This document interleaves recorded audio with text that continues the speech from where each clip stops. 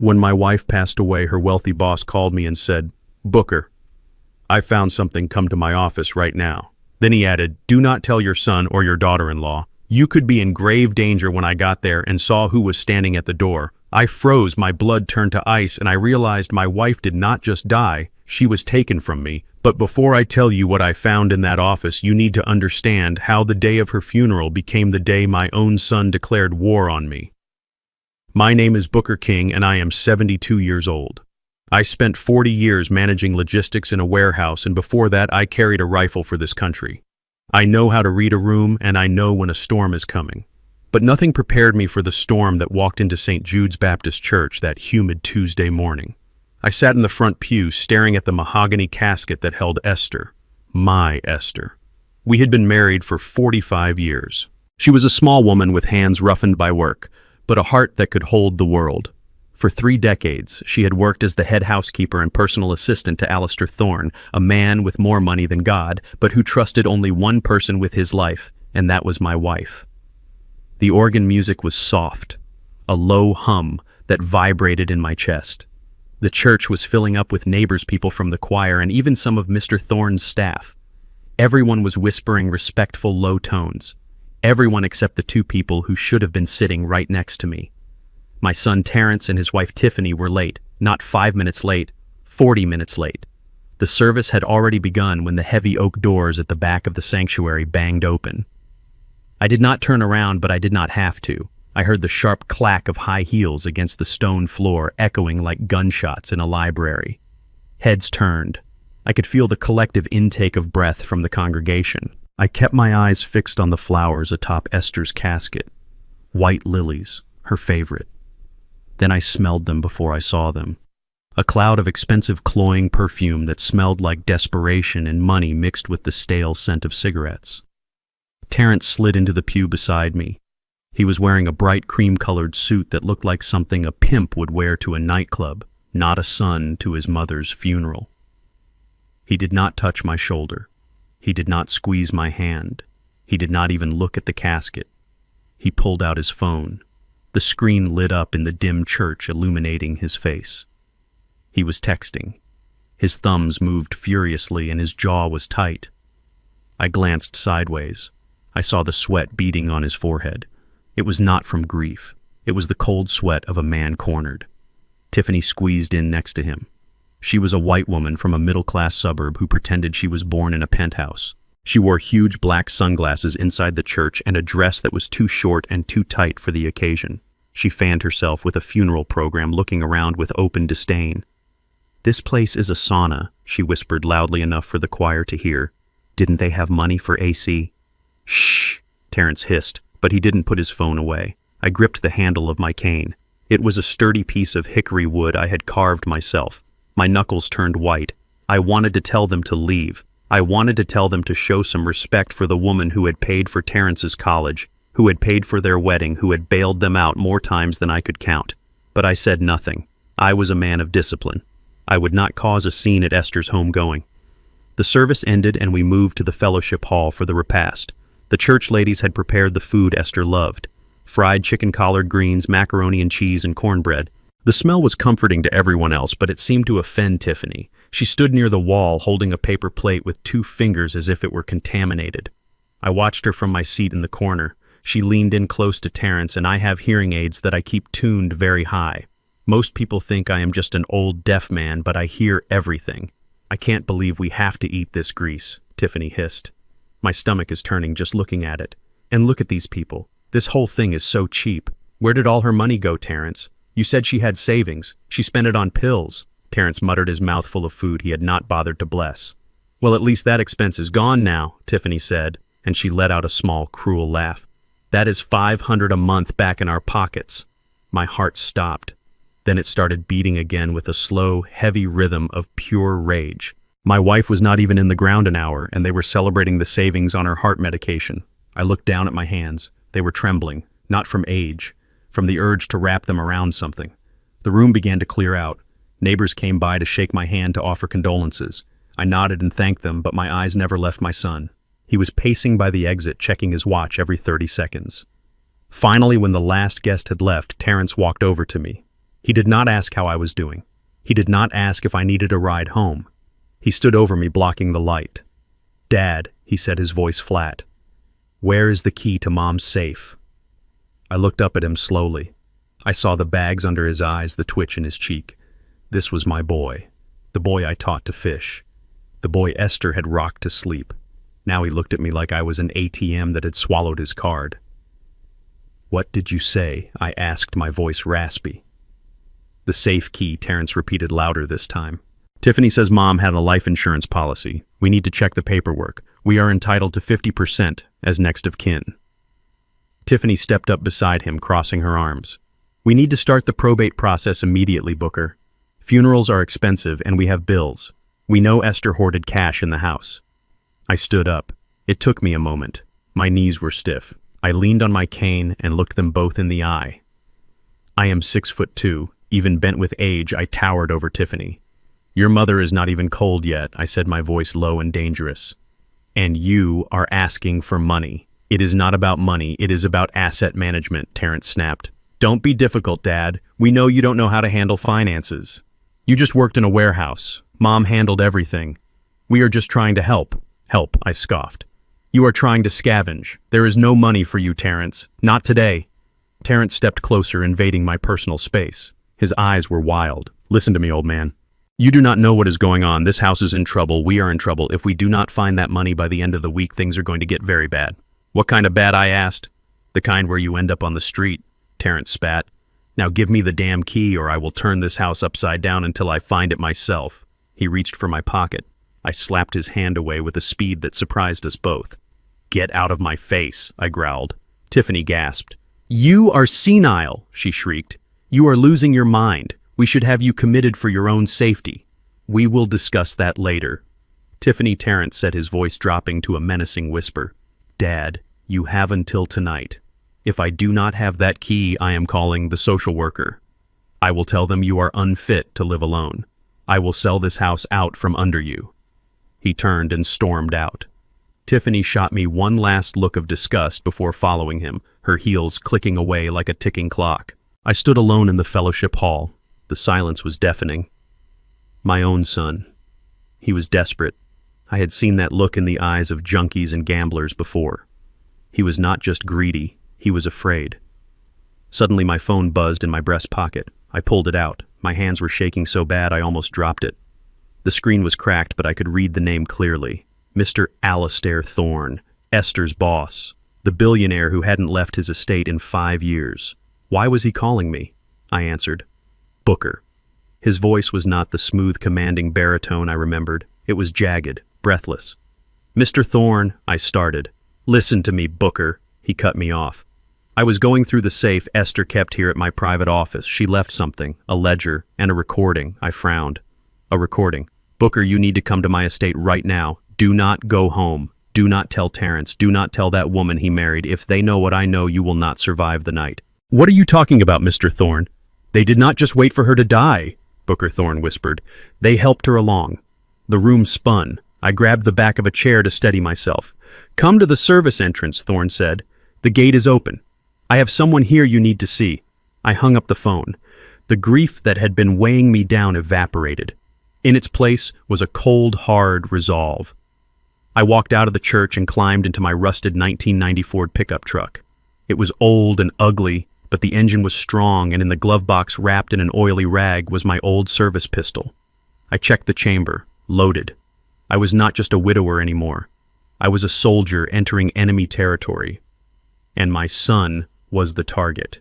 If you want to know what I found in the billionaire's office that made me almost drop my cane, hit that like button, and let me know in the comments where you are watching from, because this story is about to get a lot darker.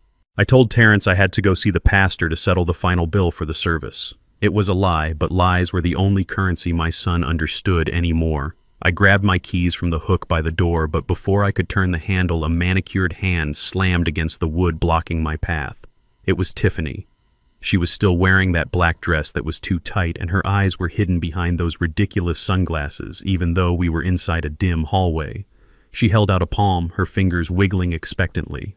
"Where do you think you are going, Booker?" she asked, her voice dripping with that fake sweetness that made my skin crawl. To pay the church, I said, keeping my voice flat. You are not going anywhere without leaving the credit card, she said, stepping closer. I need to go buy supplies for the guests who might drop by later. We need wine. We need decent cheese. Not that garbage the church ladies served. I looked at her. I really looked at her. I saw the way her eyes darted to my back pocket where my wallet was. She did not want cheese. She wanted to go to the mall. She wanted a new handbag to match her funeral attire.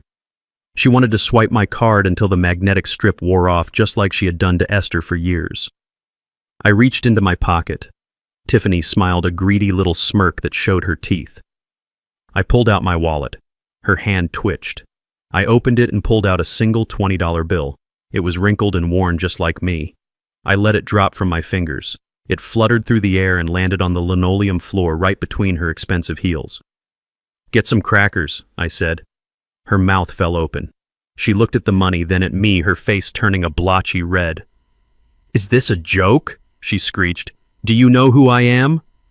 I know exactly who you are, I said, stepping forward. She flinched. For a second the mask slipped and I saw the fear. She scrambled back, stepping aside to let me pass while her eyes stayed glued to the $20 on the floor.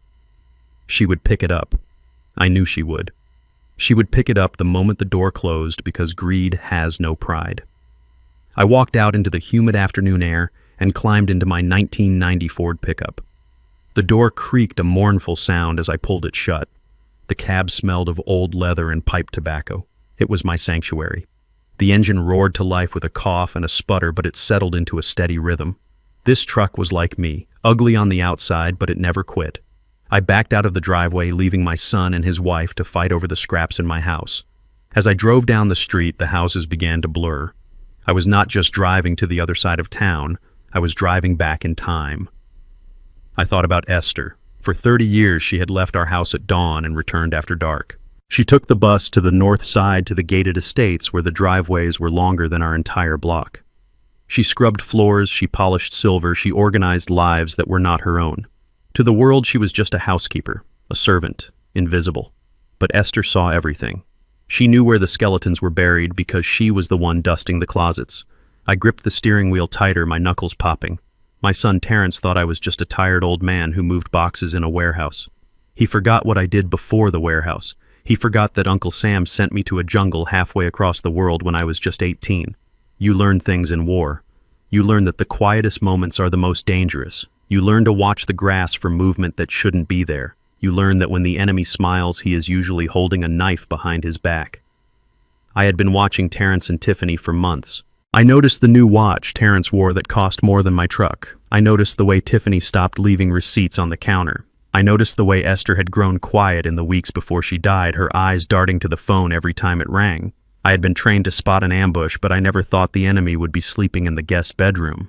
I merged onto the highway, the old Ford vibrating under my hands. I checked my mirrors constantly. Old habits die hard. No one was following me. Terrence was too busy trying to find the safe key to notice I was gone. I took the exit for Highland Park. The air changed here. It smelled of fresh cut grass and old money. The fences grew higher. The gates became more elaborate. I pulled up to the massive iron gates of the Thorne estate. A security camera buzzed and turned toward me. I rolled down the window. Booker King, I said. The gate clicked and swung open silently. I drove up the winding paved driveway lined with oak trees that were older than the country itself. My rusted truck looked like a stain on a white sheet against the pristine landscaping. I parked next to a silver Rolls-Royce. The contrast would have made a lesser man feel small. It just made me feel focused. I got out and adjusted my suit jacket. It was a cheap suit bought off the rack 10 years ago, but I wore it with the posture of a man who answers to no one.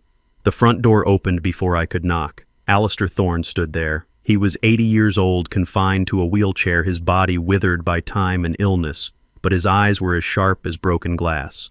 He wore a velvet smoking jacket and a silk scarf. He did not look at me like the help. He did not look at me like a charity case. He looked at me like a man who was about to go into battle and was glad to see another soldier. Booker, he said, his voice raspy but firm. Mr. Thorne.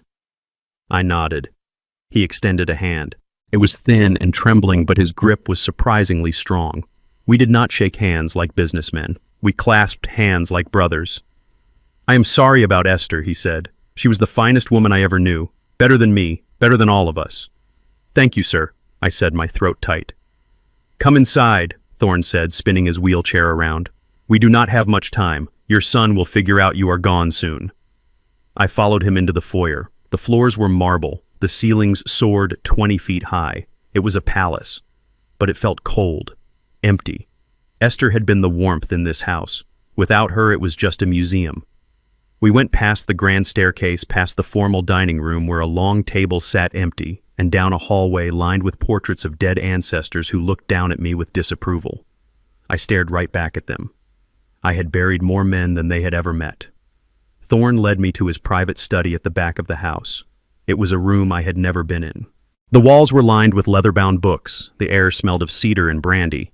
The heavy velvet curtains were drawn, blocking out the afternoon sun, casting the room in shadow. But we were not alone. Standing by the fireplace was a man I did not recognize. He was tall, wearing a trench coat that looked like it had seen better days.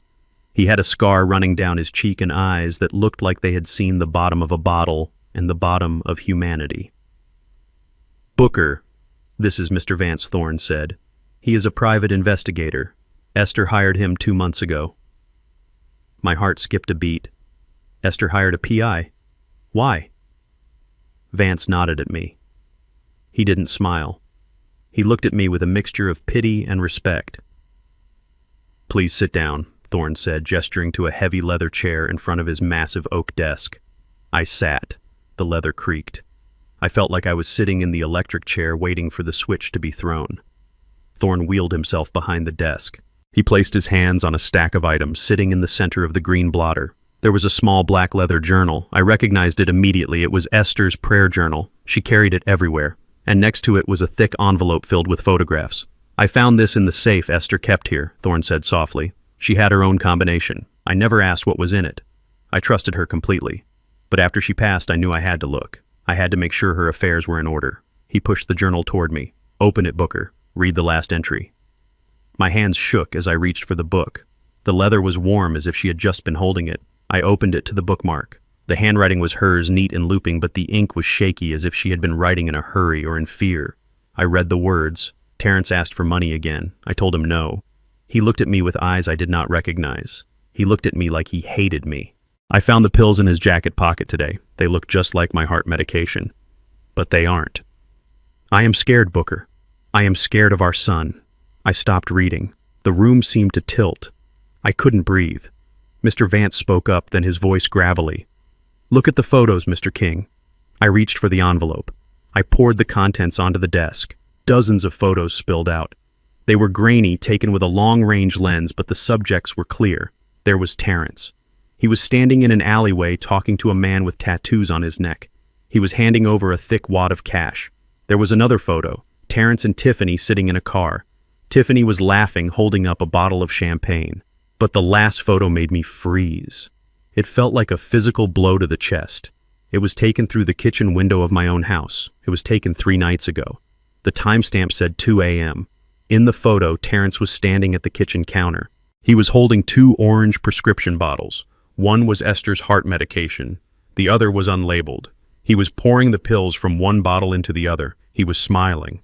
I stared at the image. My son, my flesh and blood, the boy I had carried on my shoulders, the boy I had taught to tie his shoes. He was switching the pills. He killed her, I whispered.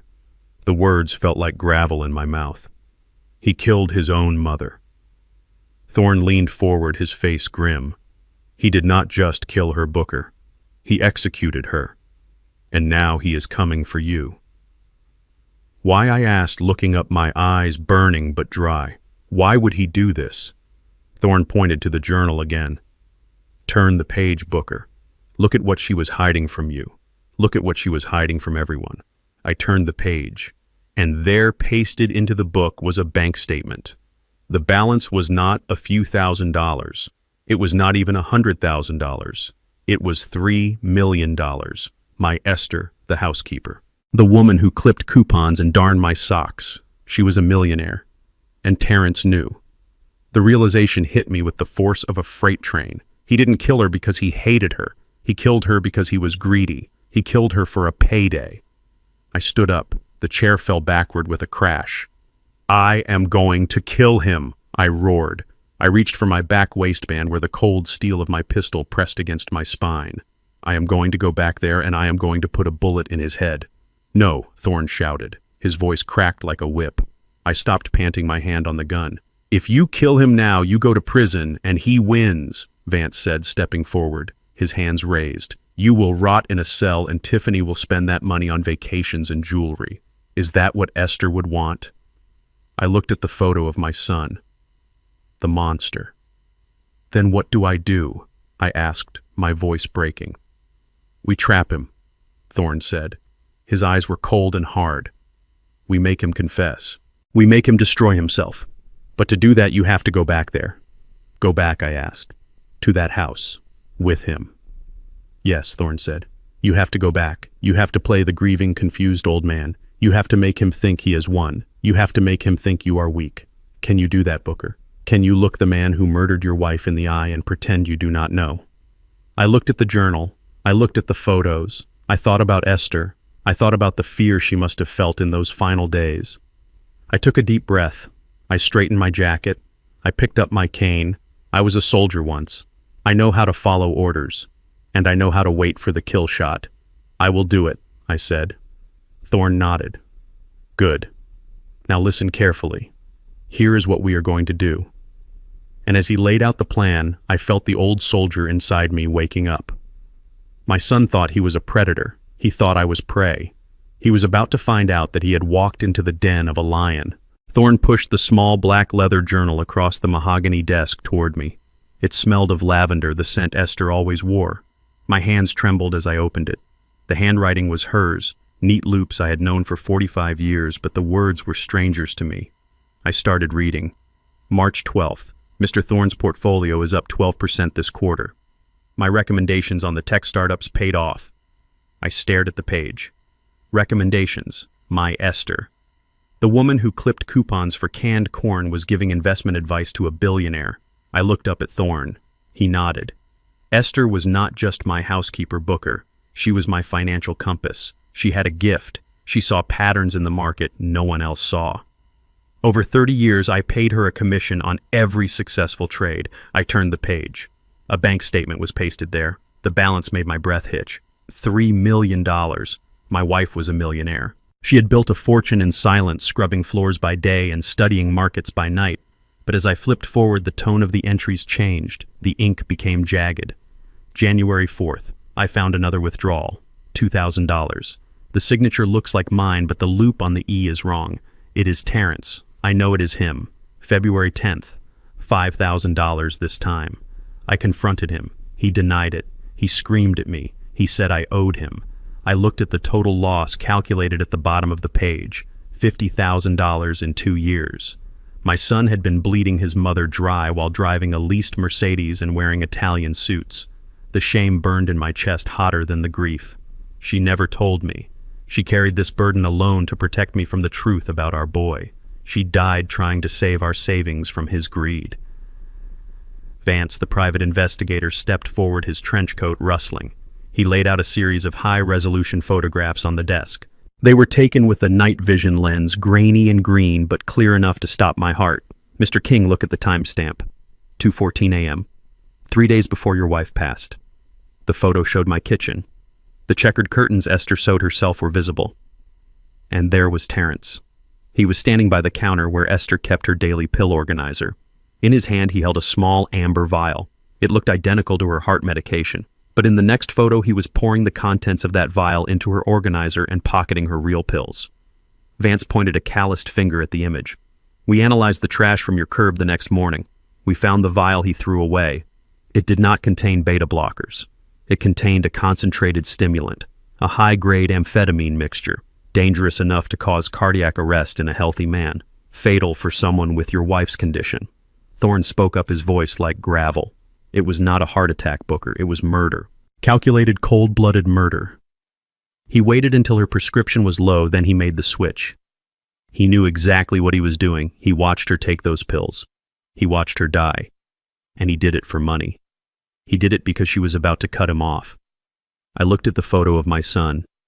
His face was illuminated by the refrigerator light. He was not crying. He was not hesitating. He was smirking. The monster who lived in my house. The boy I taught to ride a bike. He had poisoned the woman who gave him life because he wanted a payout. He traded his mother's life for a gambling debt. It was not natural causes. It was an execution carried out in our own kitchen. A sound escaped my throat. It was a low, guttural roar of pure animal pain. The room spun. I grabbed the edge of the desk so hard the wood creaked. My vision blurred with red-hot tears. I stood up, knocking the heavy leather chair backward. I could feel the weight of the service pistol in the glove box of my truck. It was calling to me. I needed it. I needed to feel the recoil. I needed to see the fear in his eyes that Esther must have felt. I am going to kill him. The words tore out of my throat, raw and bleeding. I am going to drive back there, and I am going to put him down like a rabid dog. He does not deserve to breathe. He does not deserve a trial. He took my Esther. He took my life. I turned toward the door, my hand reaching for the handle. I was not a father anymore. I was an executioner. I could see it all in my mind. The kick of the door, the look on Tiffany's face, the final judgment delivered in lead. Justice. Immediate and permanent. My blood was boiling, screaming for vengeance. Stop! Thorne's voice cracked through the air like a whip. He slammed his hand on the desk. Booker, stop. If you walk out that door with a gun, you lose everything. You go to prison for the rest of your life, and Terrence wins. He becomes the victim. He inherits the house. He inherits the money. Tiffany spends every dime Esther saved while you rot in a cell. Is that what you want? Is that what Esther would want? I froze my hand on the doorknob, my chest heaving. Vance stepped between me and the door. We do not have enough for a conviction yet, Booker. The vial in the trash is circumstantial. The photos show him touching the pills, but not what was in them. A defense lawyer would tear it apart. We need more. We need him to say it. We need a confession. Thorne wheeled himself closer, his eyes burning into mine. You have to go back there. You have to walk into that house and look at the man who killed your wife and smile. You have to play the part Booker. Be the grieving, confused old man they think you are. Let them believe they have won. Let them get comfortable. Because when they are comfortable, they will make mistakes. And when they slip, we will be there to catch them. Can you do that? Can you be a soldier one last time? I drove back to my house in my old Ford pickup, and the steering wheel felt like it was made of ice under my grip. The engine hummed a low, steady rhythm that usually calmed me, but today, it sounded like a funeral dirge. I checked my rearview mirror not to see the traffic behind me, but to look at my own face. Thorne had told me to play the part. He told me to be the grieving, confused old man my son thought I was. I tried to smile. I tried to cultivate a look of weakness and senility. But the face staring back at me was hard. The lines around my mouth were etched deep with a rage so potent it tasted like battery acid. I had to soften my eyes. I had to slump my shoulders. I had to bury the soldier who wanted to strangle his enemy and resurrect the father who was lost in grief. It was the hardest thing I had ever done. Harder than boot camp. Harder than the war. Because the enemy wasn't a stranger across a jungle clearing. The enemy was the boy I had taught to catch a baseball. The enemy was the man who had sat at my dinner table and eaten my food while planning my wife's murder. Every mile marker I passed felt like a step closer to hell. I could feel the bile rising in my throat. The sheer physical disgust of facing him was almost overwhelming. I wanted to turn the truck around. I wanted to keep driving until the gas ran out, but I couldn't. Esther needed me. Justice needed me. I pulled into the driveway and turned off the engine. I sat there for a moment, breathing in the scent of old tobacco and dust, gathering the strength to walk into the house that was no longer a home. I stepped onto the porch, and the front door was already ajar. My heart hammered against my ribs, not from fear, but from the violation of it. This was Esther's sanctuary. She kept it spotless. She kept it sacred. Now the door hung open like a broken jaw. I stepped into the foyer, and the sound hit me first. It was a tearing sound, wet and sharp, like flesh being ripped from bone. I walked into the living room and stopped. The air was thick with dust and feathers. Tiffany was on her knees in the center of the room. In her hand, she held a yellow box cutter. She was attacking Esther's favorite floral sofa, the one she had saved for 3 years to buy. Tiffany was slashing the cushions open one by one, plunging her hands into the stuffing and ripping it out in great white handfuls. She looked like a wild animal. Her hair was wild, her dress was stained with dust, and she was muttering to herself, "Where is it? Where is the cash?" She did not even see me. She tossed a cushion aside and stabbed the back of the sofa, slicing the fabric with a violent hiss. The floor was littered with papers, books pulled from shelves, and shattered knickknacks. It looked like a tornado had touched down inside my living room. But then I heard another sound coming from down the hall. A high-pitched mechanical whine, a drill. My stomach dropped. The master bedroom. Our bedroom. I walked down the hallway, my cane tapping softly on the hardwood. The pictures on the walls were crooked. Our wedding photo was lying on the floor, the glass cracked over Esther's smiling face. I stepped over it, careful not to crush her image. The whining sound grew louder, grinding against my nerves. I pushed open the bedroom door. The room was unrecognizable. The dresser drawers were pulled out and dumped on the bed. Esther's clothes, her Sunday dresses, her nightgowns were trampled underfoot. And there in the corner was Terrence. He was sweating through his cream-colored suit. He was holding a heavy-duty power drill, pressing it with all his weight against the small wall safe Esther had hidden behind the painting of the Last Supper. The painting was thrown in the corner. Terrence was grunting, his face twisted in a mask of pure greed. He leaned into the drill, the bit screeching against the metal lock. Smoke rose from the friction, filling the room with the smell of burning steel. He wasn't looking for documents. He wasn't looking for keepsakes. He was looking for the payout he believed he was owed. I needed to get his attention. I needed to stop the desecration before I lost control and did something that would ruin the plan. I let my body go slack. I allowed my knees to buckle slightly. I loosened my grip on my hickory cane and let it fall. It hit the floor with a loud clatter that cut through the noise of the drill like a gunshot.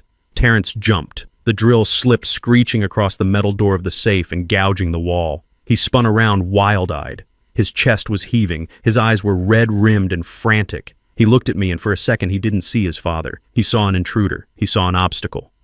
Then recognition dawned, but it brought no shame, only anger. He dropped the drill onto the pile of Esther's clothes. He pointed a shaking finger at the open safe. "It is empty," he screamed, his voice cracked with hysteria. "Empty. There is nothing in here but dust. Where is it? Where is the money? Where are the bonds?" I stared at him, letting my mouth hang open slightly, feigning the confusion of a man whose world has stopped making sense. I leaned against the doorframe, clutching my chest, as if my heart were failing.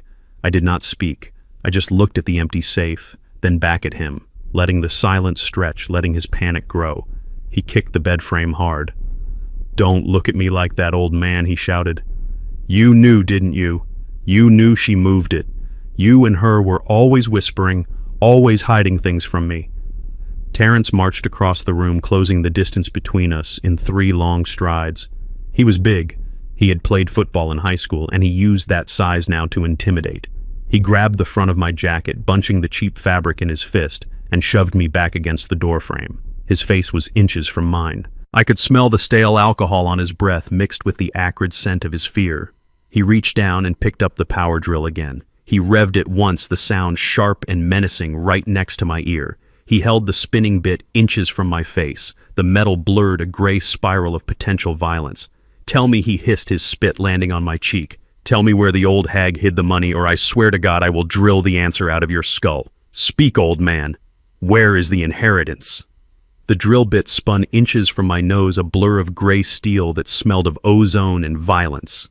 Terrence was breathing hard, his eyes wide with a madness that had consumed him whole. I felt the heat radiating from the motor against my cheek. My heart was already hammering against my ribs, a frantic rhythm of adrenaline and fear, but I knew I had to weaponize it. Thorne's words echoed in my mind, clear and commanding. "Buy time, Booker. Play the victim. Do not let him kill you before we have the proof." I looked into my son's eyes, and I saw no recognition there, only the cold stare of a stranger who wanted something I possessed.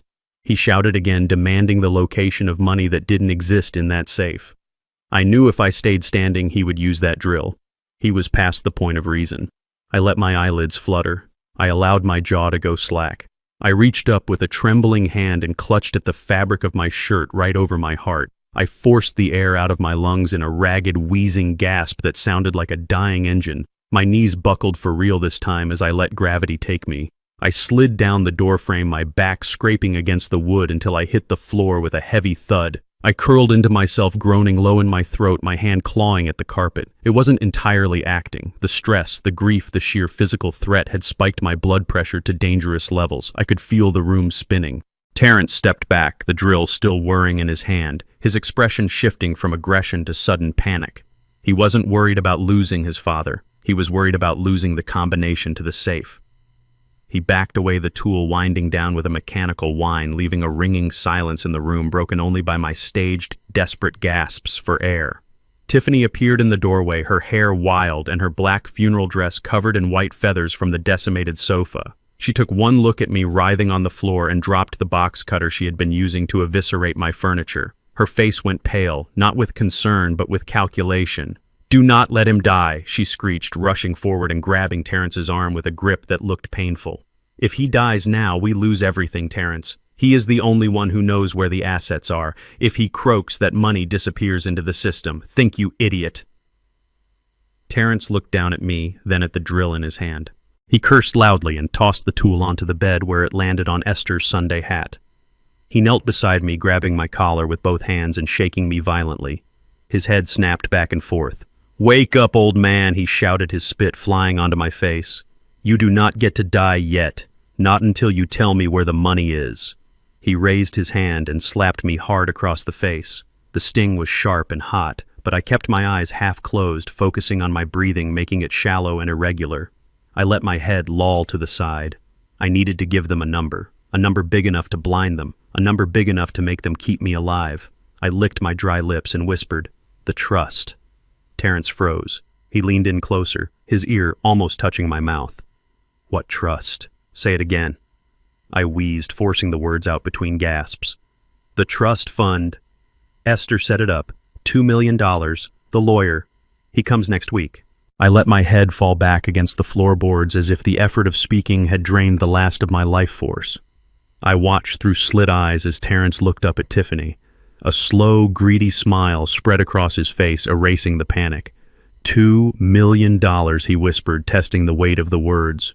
The number hung in the air like a spell. $2 million. It was enough to fix his gambling debts, enough to buy Tiffany her silence, enough to fuel their delusions for a lifetime. I saw the transformation in my son.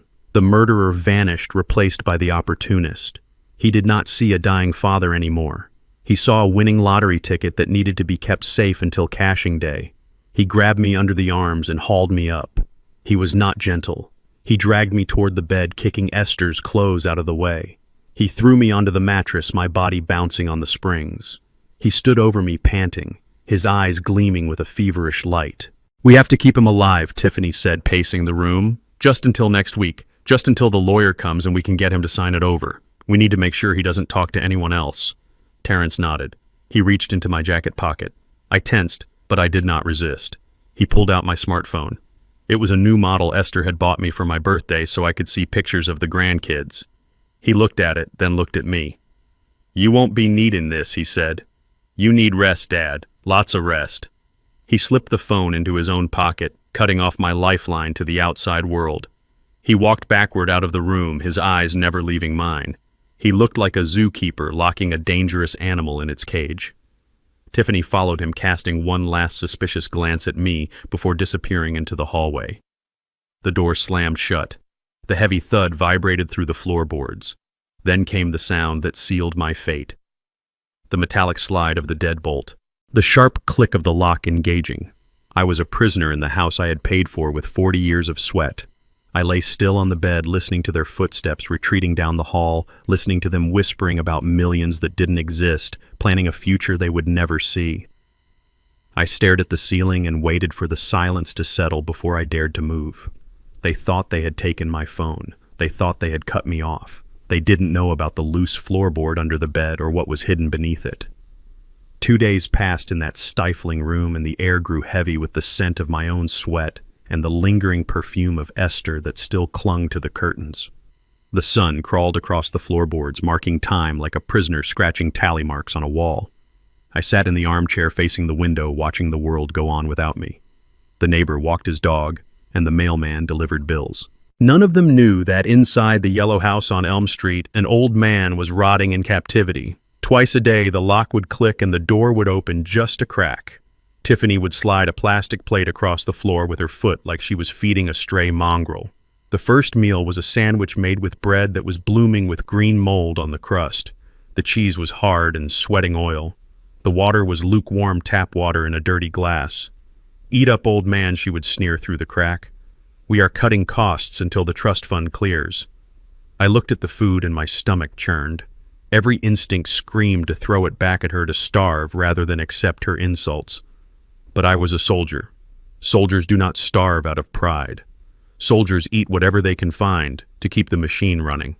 I picked off the mold with shaking fingers. I ate the dry bread. I drank the water. I needed my strength. I did push-ups against the wall when they were asleep. I paced the room to keep the blood flowing in my legs. I was not just surviving, I was preparing. I was sharpening my mind and my body for the moment the door would open wide. Night fell like a heavy blanket suffocating the house. The structure settled into silence, but it was a restless quiet, filled with the creaks and groans of old wood. I pressed my ear against the wood of the door. The house was old, built in the 1920s, and the ventilation ducts carried sound like a telephone wire. I heard heavy footsteps pacing in the living room. Back and forth, the sound of a trapped animal pacing its cage. Then the ring of a cell phone shattered the silence. Terrence answered on the first ring. His voice was low, but the desperation made it carry through the thin walls. I strained to listen, deciphering the words through the wood. "Please listen to me, Marco," I heard him plead. "I have the money coming. It is a trust fund. My mother left it. No, do not send anyone to the house. I swear on my life I will have it." There was a pause. A long, terrifying silence where I could almost hear the voice on the other end delivering a death sentence. Then Terrence spoke again, his voice cracking with tears. $500,000 is a lot of cash to move in 2 days. I need more time. Just give me a week. Please, Marco, I lost it on the spread, but I can make it back. Do not touch my legs. I heard a sob, a grown man crying to a gangster. I understood then. It was not just greed, it was survival. My son had gambled away $500,000 betting on football games he didn't understand. He was deep in the hole with the kind of men who didn't send late notices. They sent men with baseball bats and pliers. The deadline was 3 days. If he didn't pay, he was a dead man walking. And I was his collateral. He needed that $2 million, not to buy a yacht, but to buy his life. He was going to squeeze me until I signed, or until I died because he had a gun to his head. I slid down the door until I hit the floor. My son was not just a murderer, he was a desperate fool, and desperate fools are the most dangerous creatures on earth. I waited until I heard Terrence pass out on the couch, the clinking of a bottle against a glass telling me he was drinking away his terror. I crawled toward the bed. Esther had been a brilliant woman. She anticipated storms before the first cloud appeared. Years ago, when Terrence first started stealing small amounts, she hired a carpenter to install a false bottom in the floorboard under her side of the bed. She told me it was for jewelry. I knew it was for emergencies. I pushed the heavy mattress aside with a grunt. My muscles burned, but I ignored the pain. I found the loose board and pried it up with the handle of a metal spoon I had hidden from my dinner tray. Inside, wrapped in oilcloth, lay my salvation. A Nokia brick phone fully charged and turned off. And beside it the cold, heavy weight of a .38 snub-nose revolver. I checked the cylinder. 5 rounds. Enough to end this. But Thorne was right. I needed justice, not just blood. I turned on the phone. The screen glowed green in the darkness. I typed a message to the number Thorne had given me using a simple code we agreed on. "The wolf is at the door. Debt is 500 large. Deadline 3 days. Need extraction." I waited. The minutes ticked by like hours. I watched the battery indicator. I watched the signal bars. Then the phone buzzed against my palm. A single text message. It read, "Lawyer Solomon Gold arrives at 900 hours tomorrow. He has the paperwork. Get ready to play your part. Do not break character. We are coming for you." I turned off the phone and hid it back under the floorboard. I slid the gun under my pillow. I lay back in the dark and stared at the ceiling. Tomorrow the curtain would rise. I closed my eyes and practiced my tremors. Tomorrow I would be the frail old man they wanted to see. But inside I was already pulling the trigger. The sun came up like a judgment I wasn't ready to face, but the click of the deadbolt told me showtime had started. The door swung open, and for the first time in 2 days, I wasn't greeted with a sneer or a kick. Tiffany stood there, holding a steaming mug of coffee, her face plastered with a smile that looked like it hurt. "Good morning, Dad," she chirped, her voice an octave higher than usual. "We have a guest. You need to look presentable." She handed me the mug. It said, "World's Best Grandpa" on the side. The irony tasted bitter, but I drank the coffee because I needed the caffeine to sharpen my edges. Terrence appeared behind her wearing a fresh suit and a tie that was too tight. He looked like a man trying to sell a car with no engine. He grabbed my arm not to hurt me this time, but to steady me. "Easy there, old-timer," he said, loud enough for the neighbors to hear. "Let's get you to the living room. Mr. Gold is here." They walked me down the hallway like I was a piece of fragile china they were afraid to drop. I leaned heavily on my cane, shuffling my feet, playing the part of the confused invalid perfectly. In the living room sat a man who looked like he could foreclose on your house just by looking at it. Solomon Gold was not a large man, but he took up all the space in the room. He wore a charcoal suit that cost more than my first house, and his eyes were black marbles behind rimless glasses. He didn't stand when I entered. He just watched me like a hawk spotting a field mouse. "Mr. King," he said, his voice smooth as oil. "I am Solomon Gold. I represent your late wife's estate. Please sit." Terrence guided me to the armchair, the one Tiffany hadn't slashed to ribbons yet. He sat next to me, perched on the edge of the cushion, his knee bouncing with a nervous energy that shook the floorboards. Tiffany sat on the arm of his chair, playing the devoted daughter-in-law. We were a picture-perfect family if you ignored the smell of desperation and the hidden gun under my mattress. Gold opened a leather briefcase and pulled out a single thick document bound in blue paper. He adjusted his glasses and looked at Terrence, then at me. "Mrs. King was a very prudent woman," he began. "She set up a living trust 3 years ago. The assets within that trust, including the investment portfolio and the offshore accounts, total approximately $3 million. Terrence made a noise in his throat like a dying engine. His eyes bulged. $3 million. He looked at Tiffany, and I saw the greed wash over them, erasing the fear for a split second. Gold continued, ignoring my son's reaction. "According to the terms of the trust, upon her death, the entirety of the estate transfers to her husband, Booker King." Terrence nodded eagerly, reaching out to pat my shoulder. "That is right," he said, his palm sweating against my jacket. "Dad is the beneficiary. We are just here to help him manage it." Gold raised a hand, stopping him. "There is a condition, Mr. King." Esther was very specific. She included a competency clause. Because of the significant value of the assets, the beneficiary must be certified as being of sound mind and body by a medical professional before he can access a single cent or sign any checks. Terrence froze. His hand stopped patting my shoulder. Gold leaned forward, his voice dropping an octave. "If the beneficiary is found to be incompetent, senile, or unable to make rational decisions, the trust automatically locks. The assets are frozen and placed into a high-yield holding account for a period of 10 years to ensure their protection. During that time, no one, not even family members or legal guardians, can access the principal amount." 10 years. The words hung in the air like smoke. I watched the blood drain from Terrence's face. He didn't have 10 years. He didn't have 10 days. He had Marco and the guys with baseball bats waiting for him. He needed that money today. The trap Thorne and I had built was simple. We knew they wanted to declare me incompetent to steal the money, so we made competence the key to the vault. Tiffany apparently didn't understand the gravity of the timeline. She was still sticking to the original script, the one where they threw me in a home and went shopping. She let out a dramatic sigh and shook her head sadly. "Oh, Mr. Gold, that is such a shame," she said, her voice dripping with fake sympathy. "We have been so worried about Booker lately. He has been forgetting things. He leaves the stove on. He talks to people who aren't there. Just yesterday, he didn't even know where he was. I don't think he can pass a competency test. It might be best for everyone if we just accept that the trust needs to be frozen, or maybe you can transfer guardianship to Terrence." She looked at Gold, expecting him to nod sympathetically. Instead, Gold started to close the folder. "I see," he said, reaching for the clasp. "If that is the case, I will have to file the paperwork to lock the assets immediately. It is for his own protection, of course. We can revisit the status of the trust in a decade." The lock clicked shut. The sound was like a gunshot to Terrence. He jumped up from his chair, knocking Tiffany sideways. "No!" he shouted, his voice cracking with panic. "Shut up, Tiffany! You do not know what you are talking about!" He turned to Gold, his hands waving frantically. "She is exaggerating. Dad is fine. He is just grieving. Look at him. He is sharp as a tack. He remembers everything." "Don't you, Dad?" He grabbed my shoulder again, digging his fingers in hard enough to bruise. "Tell him, Dad. Tell him you are fine. Tell him you are not crazy." I looked at my son. I saw the sweat running down his temple. I saw the terror in his eyes. He was begging me to be sane so he could rob me. It was pathetic. I looked at Gold and blinked slowly. "I feel fine," I said, my voice shaky but clear. "I just miss my Esther."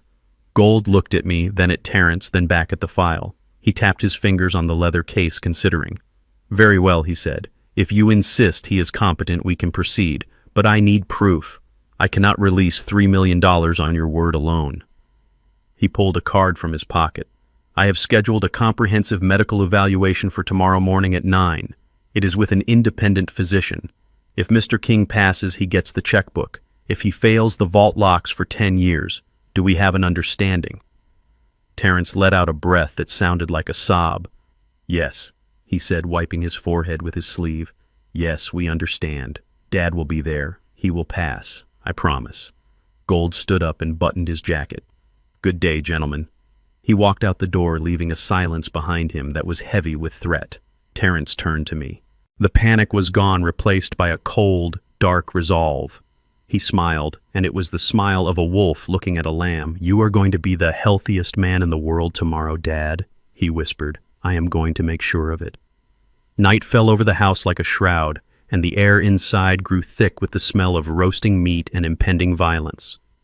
For the first time in the 10 years she had lived under my roof, Tiffany was cooking. She was not heating up takeout. She was not throwing frozen nuggets into the microwave. She was actually cooking. The aroma of pot roast and potatoes filled the kitchen, masking the scent of bleach she had used to scrub the floor earlier. It was a performance, a domestic scene staged for an audience of one. Me. Terrence sat at the kitchen table, drumming his fingers on the wood. His leg bounced up and down, a nervous tic he had developed since the phone call with Marco. He watched me like a hawk watches a dying rabbit. I sat in my usual spot, my hands folded over the head of my cane, trying to look frail, trying to look like I wasn't calculating the distance to the back door. Tiffany hummed as she moved around the stove. It was a cheerful tune that sounded grotesque in the silence of the house. She was wearing an apron over her designer clothes, playing the role of the dutiful daughter-in-law. "Dinner is almost ready, Dad," she chirped, turning to flash me a smile that showed too many teeth. "We made your favorite. Pot roast with extra gravy. We need you strong for tomorrow. You have to pass that test with flying colors so we can get this trust sorted out and take care of you properly." I nodded slowly, keeping my eyes dull. "Thank you, Tiffany," I mumbled. "That is very kind of you. It is the least we can do," she said, turning back to the counter. "We just want you to be happy. We want you to be comfortable." I watched her back. I watched the way her shoulders tensed. I knew that posture. It was the posture of a soldier planting a mine. I shifted in my chair, angling my body toward the dark window that looked out onto the backyard. Outside it was pitch black. The glass had turned into a mirror, reflecting the kitchen behind me with perfect clarity. I did not look at Tiffany directly. I looked at her ghost in the glass. She thought I was staring at my own reflection, lost in the dementia she claimed I had. But I was watching her hands. She reached into the pocket of her apron. She pulled out a small white paper packet. It looked like the kind of envelope a street corner dealer hands you through a car window. She glanced over her shoulder at me. I let my jaw hang slack and stared blankly at the window.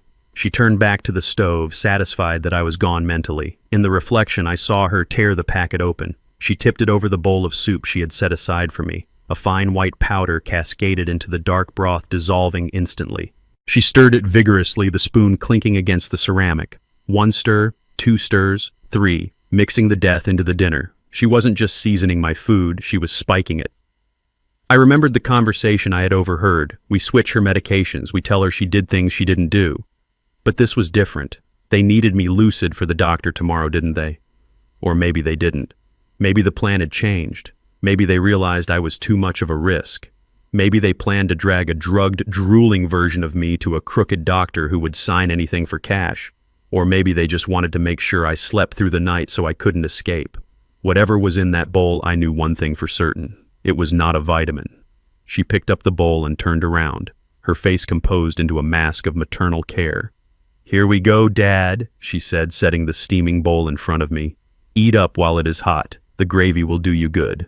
I looked down at the brown liquid. It smelled savory, salty, and lethal. I looked at Terrence. He was watching me intently, his eyes locked on the spoon in my hand. "Eat, Dad," he urged, his voice tight. "You need the nutrition." I lifted the spoon. My hand trembled.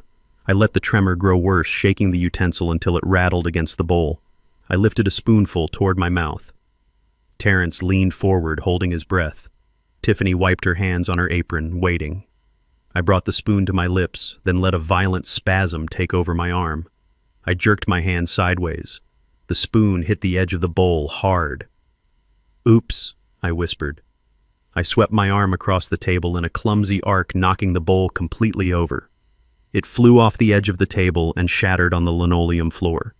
The soup splashed everywhere, coating the cabinets, the chair legs, and my shoes in a hot, sticky mess. "Oh no," I cried, my voice cracking. "I am so clumsy. I am so sorry." Tiffany shrieked, jumping back to avoid the splash. "You stupid old man," she yelled, forgetting her role for a second. "Look what you did." Terrence stood up, his face red. "It is okay," he said through gritted teeth, forcing himself to stay calm. "It was an accident. Tiffany, clean it up. We will get him another bowl." But before Tiffany could move, a low growling sound came from under the table. It was Precious Tiffany's prize-winning English bulldog. The dog waddled out from the living room, attracted by the smell of the meat. "Precious, no," Tiffany shouted, reaching for the dog's collar. But the dog was fast for a creature that weighed 50 pounds. She lunged for the puddle of gravy, lapping it up with greedy, enthusiastic noises. She licked the floor tiles clean, ingesting the soup, the powder, the secret ingredient, all in a matter of seconds. "Get away from there!" Tiffany screamed, kicking at the dog. It was too late. The bowl was licked clean. I watched the dog. Terrence watched the dog. Tiffany stood frozen, a roll of paper towels in her hand, her eyes wide with horror. For a moment, nothing happened. Precious looked up, licking her chops, wagging her stub of a tail, waiting for more. Then she sneezed. It started as a sneeze, then a cough, then a high-pitched wheeze. The dog's legs stiffened. She fell onto her side, kicking the air as if she were running in a dream. Foam white and pink bubbled from her jowls. Her eyes rolled back into her head, showing the whites. Tiffany dropped to her knees, screaming the dog's name. She tried to hold the animal, but Precious was thrashing violently, her claws scratching the linoleum. 1 minute passed. The thrashing slowed. 2 minutes. The wheezing turned into a gurgle. 3 minutes. The dog went rigid one last time, arching her back, and then she went limp. The silence that followed was heavy and absolute. Precious lay dead on the kitchen floor, her tongue lolling out amidst the shards of the broken bowl. I looked at the dead animal. Then I looked up at my son. "What happened to the dog, Terrence?" I asked, my voice trembling with a fear that I didn't have to fake. "Why did she die?" Terrence stared at the dog, his face draining of color until he looked like a corpse himself. He looked at the empty packet peeking out of Tiffany's apron pocket, then back at the dead animal. He swallowed hard. "She had a cold," he whispered, his voice barely audible. "She was sick." "It was just a seizure, Dad. Just a cold." He lied. I knew he lied. And looking into his terrified eyes, I knew he knew that I knew. That soup wasn't meant to help me sleep. It wasn't meant to make me compliant. It was meant to stop my heart. The sun rose gray and sickly over the city, matching the feeling in the pit of my stomach. I had survived the night by pushing a heavy dresser in front of my bedroom door and sleeping with one eye open, my hand under the pillow gripping the cold steel of my revolver. But morning brought a new danger. Terrence banged on my door at 7 sharp. His voice was tight with a forced cheerfulness that sounded like a violin string about to snap. "Get dressed, Dad," he shouted through the wood. "We have that appointment." I moved the dresser slowly, making enough noise to sound like an old man struggling. I opened the door and saw him. He looked worse than I did. His eyes were bloodshot and he smelled of mints, trying to cover the scent of last night's whiskey. He ushered me out to his car, a leased luxury sedan that was 2 months behind on payments. I sat in the passenger seat, clutching my cane, watching the familiar streets of my neighborhood fade away. I expected us to turn toward the city center, toward the hospital district where the real doctors practiced. But Terrence turned left, toward the industrial park, toward the part of town where the streetlights were broken and the storefronts were boarded up with plywood. "Where are we going, son?" I asked, my voice trembling just the right amount. "The hospital is the other way." Terrence gripped the steering wheel so hard the leather creaked. "We are going to a specialist." "Dad," he said, his eyes fixed on the road. "A private practitioner. He is the best. He will get you that certificate in no time." I looked out the window at the graffiti-stained walls and the piles of trash on the curb. A specialist. Sure, a specialist in back-alley abortions and no-questions-asked stitching. We pulled up to a brick building that looked like it had been condemned 10 years ago. There was no sign, just a metal door with peeling green paint. Terrence hurried me out of the car, looking over his shoulder as if he expected the devil himself to be following us. We walked inside. The waiting room smelled of mildew and stale cigarette smoke. There were no magazines. There was no receptionist, just a flickering fluorescent light that buzzed like a dying fly. A door opened and a man stepped out. He was wearing a white coat, but it was stained yellow at the cuffs. He was short, balding, and sweating profusely despite the chill in the room. I recognized him. Not as a doctor, but from the photos Vance had shown me. This was Doc Miller, a disgraced veterinarian who had lost his license for selling ketamine to local dealers. He was Terrence's poker buddy. "Ah," Mr. King, Miller said, wiping his damp hands on his coat. "Please come in. We have everything ready." I shuffled into the examination room. It was filthy. The exam table was covered in a sheet that looked like it hadn't been changed in a week. There were no diplomas on the wall, just a calendar from an auto parts store. "Sit down," Miller said, gesturing to the table. Terrence stood by the door, blocking the exit, his arms crossed. I sat, the paper crinkling loudly under my weight. Miller moved to a metal tray. I saw a syringe. It was already filled with a clear liquid. It was a large dose, too large for a vitamin B shot, too large for anything meant to heal. I watched him tap the barrel, flicking the air bubbles to the top. The liquid swirled viscous and deadly. "What is that?" I asked, my eyes wide with feigned fear. "Just a vitamin cocktail," Miller said, his voice shaking slightly. "It will perk you up, get your blood flowing for the lawyer. It helps with memory." Terrence nodded from the doorway. "Take it, Dad. It is for your own good." I looked at the needle. Then I looked at Miller. I saw the tremors in his hands.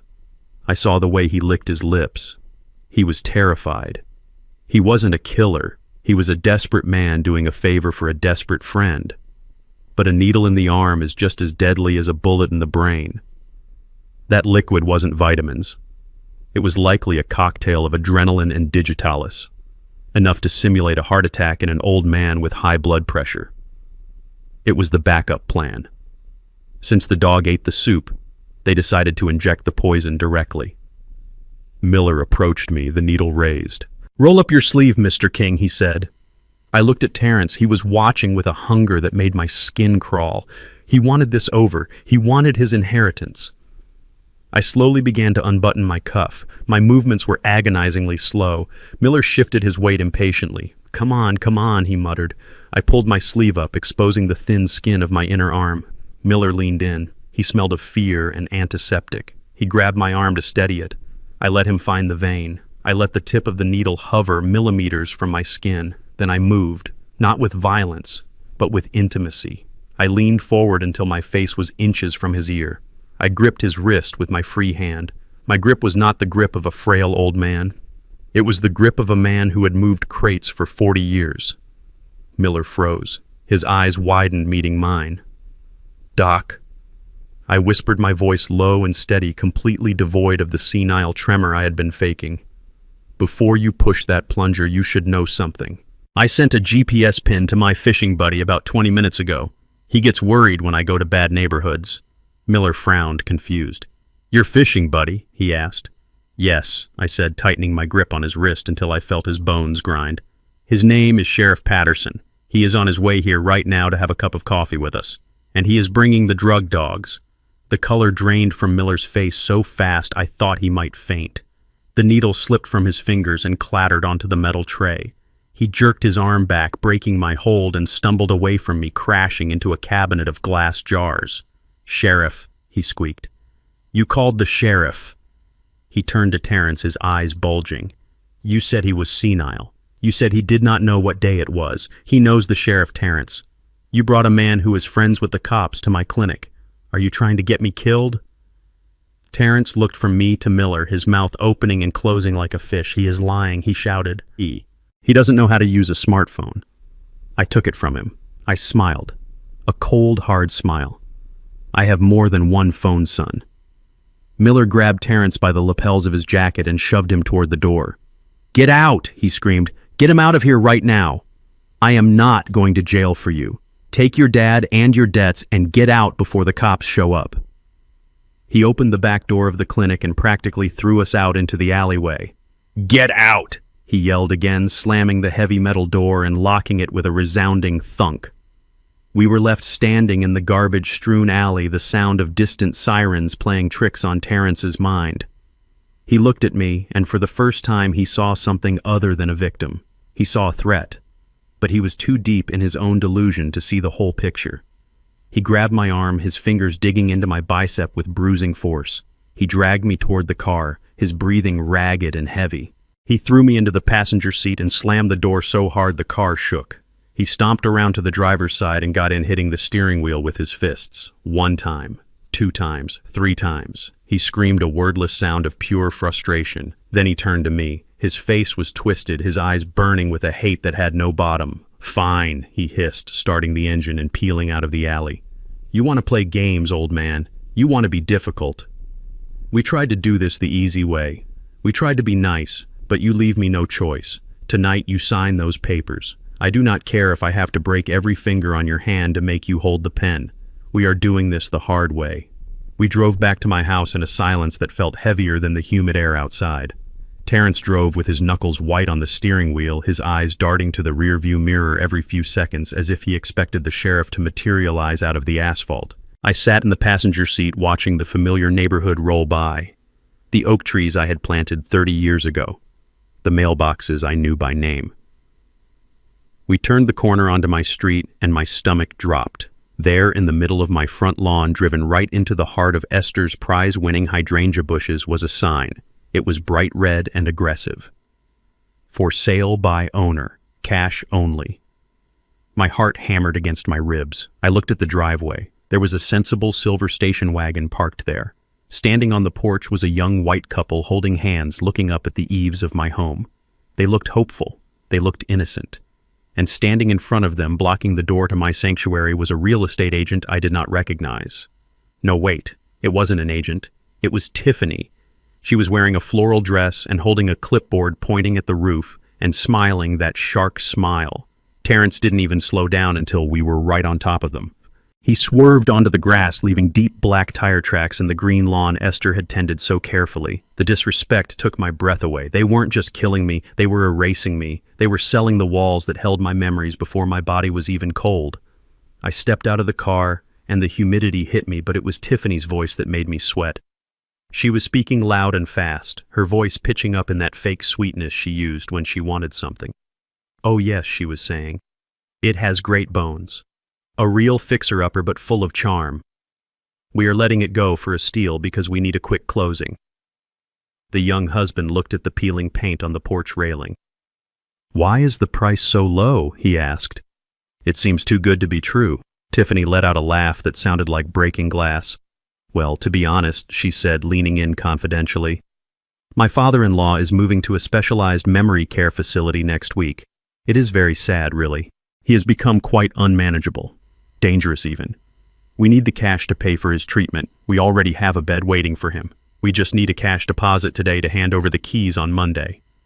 I stood by the car door trembling, not from age. From a rage so pure it felt like fire in my veins. She was selling my life. She was selling the room where I held Esther when she cried. She was selling the kitchen where we danced on Sundays. And she was doing it for a cash deposit she would likely spend on a handbag before the sun went down. The young woman looked sympathetic. "Oh, that is terrible," she said. "We can write a check for $5,000 today. Is that enough to hold it?"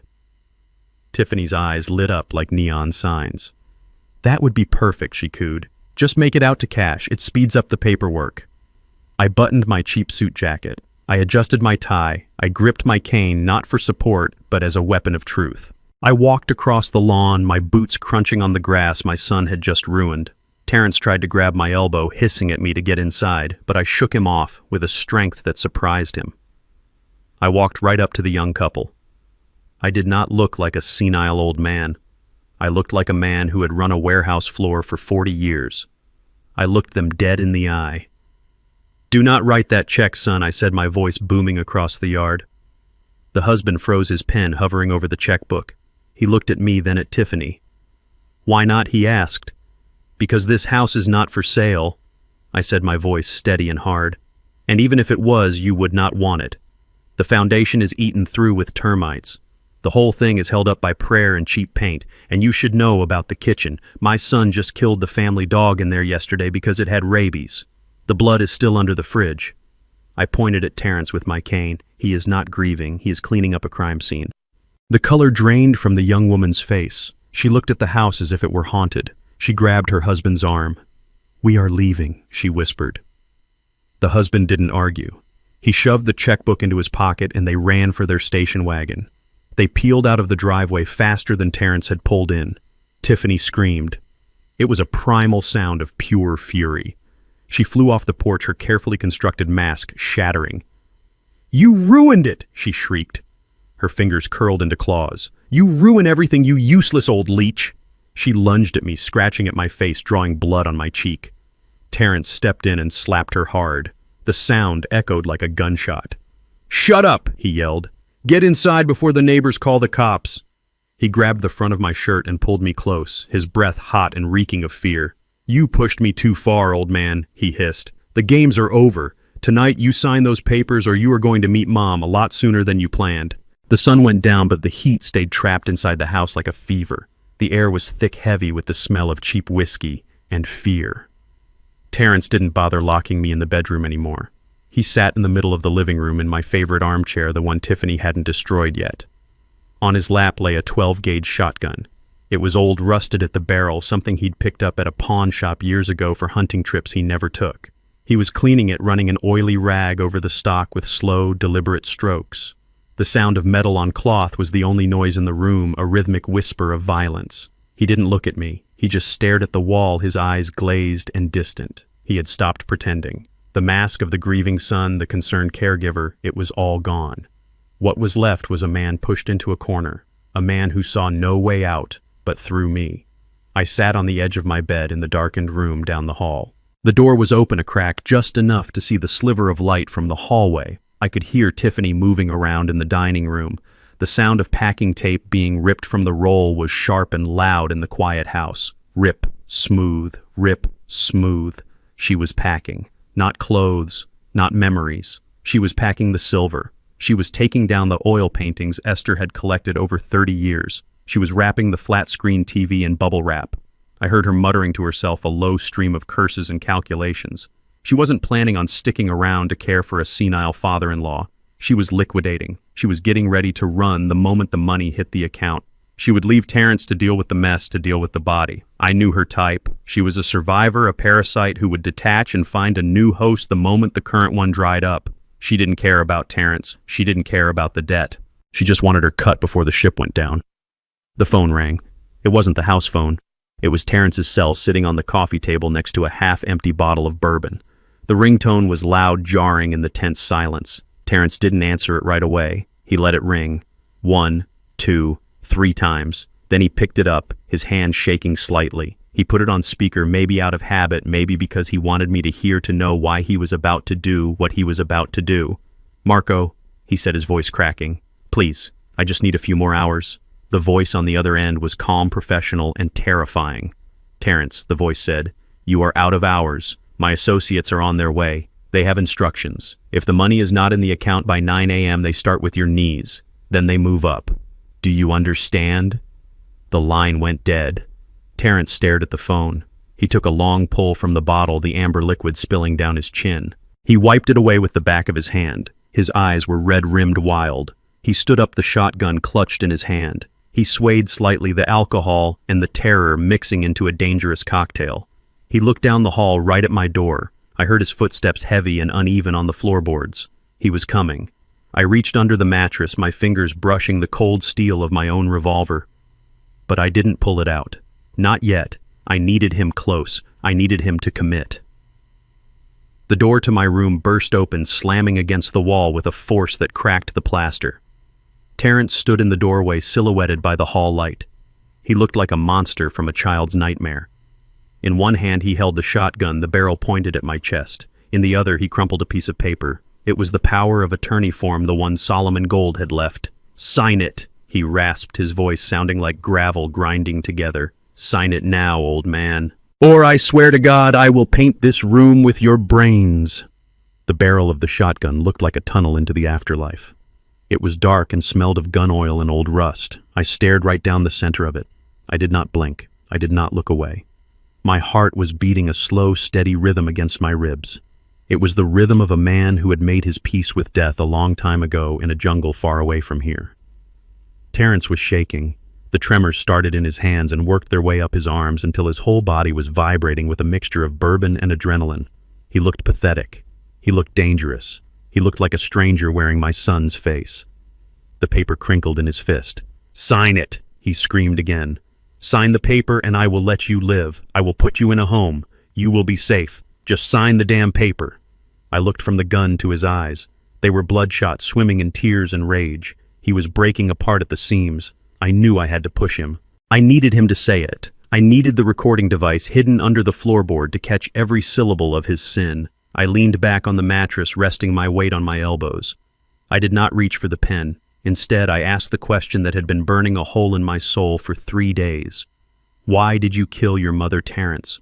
Why did you murder the woman who gave you life? The question hung in the air between us, heavy and suffocating. Terrence flinched as if I had slapped him. The shotgun dipped for a second, then snapped back up. "Shut up," he hissed. "You do not know what you are talking about." "I know about the pills," I said, my voice calm and low. "I know you switched them. I know you watched her die." "Why, son?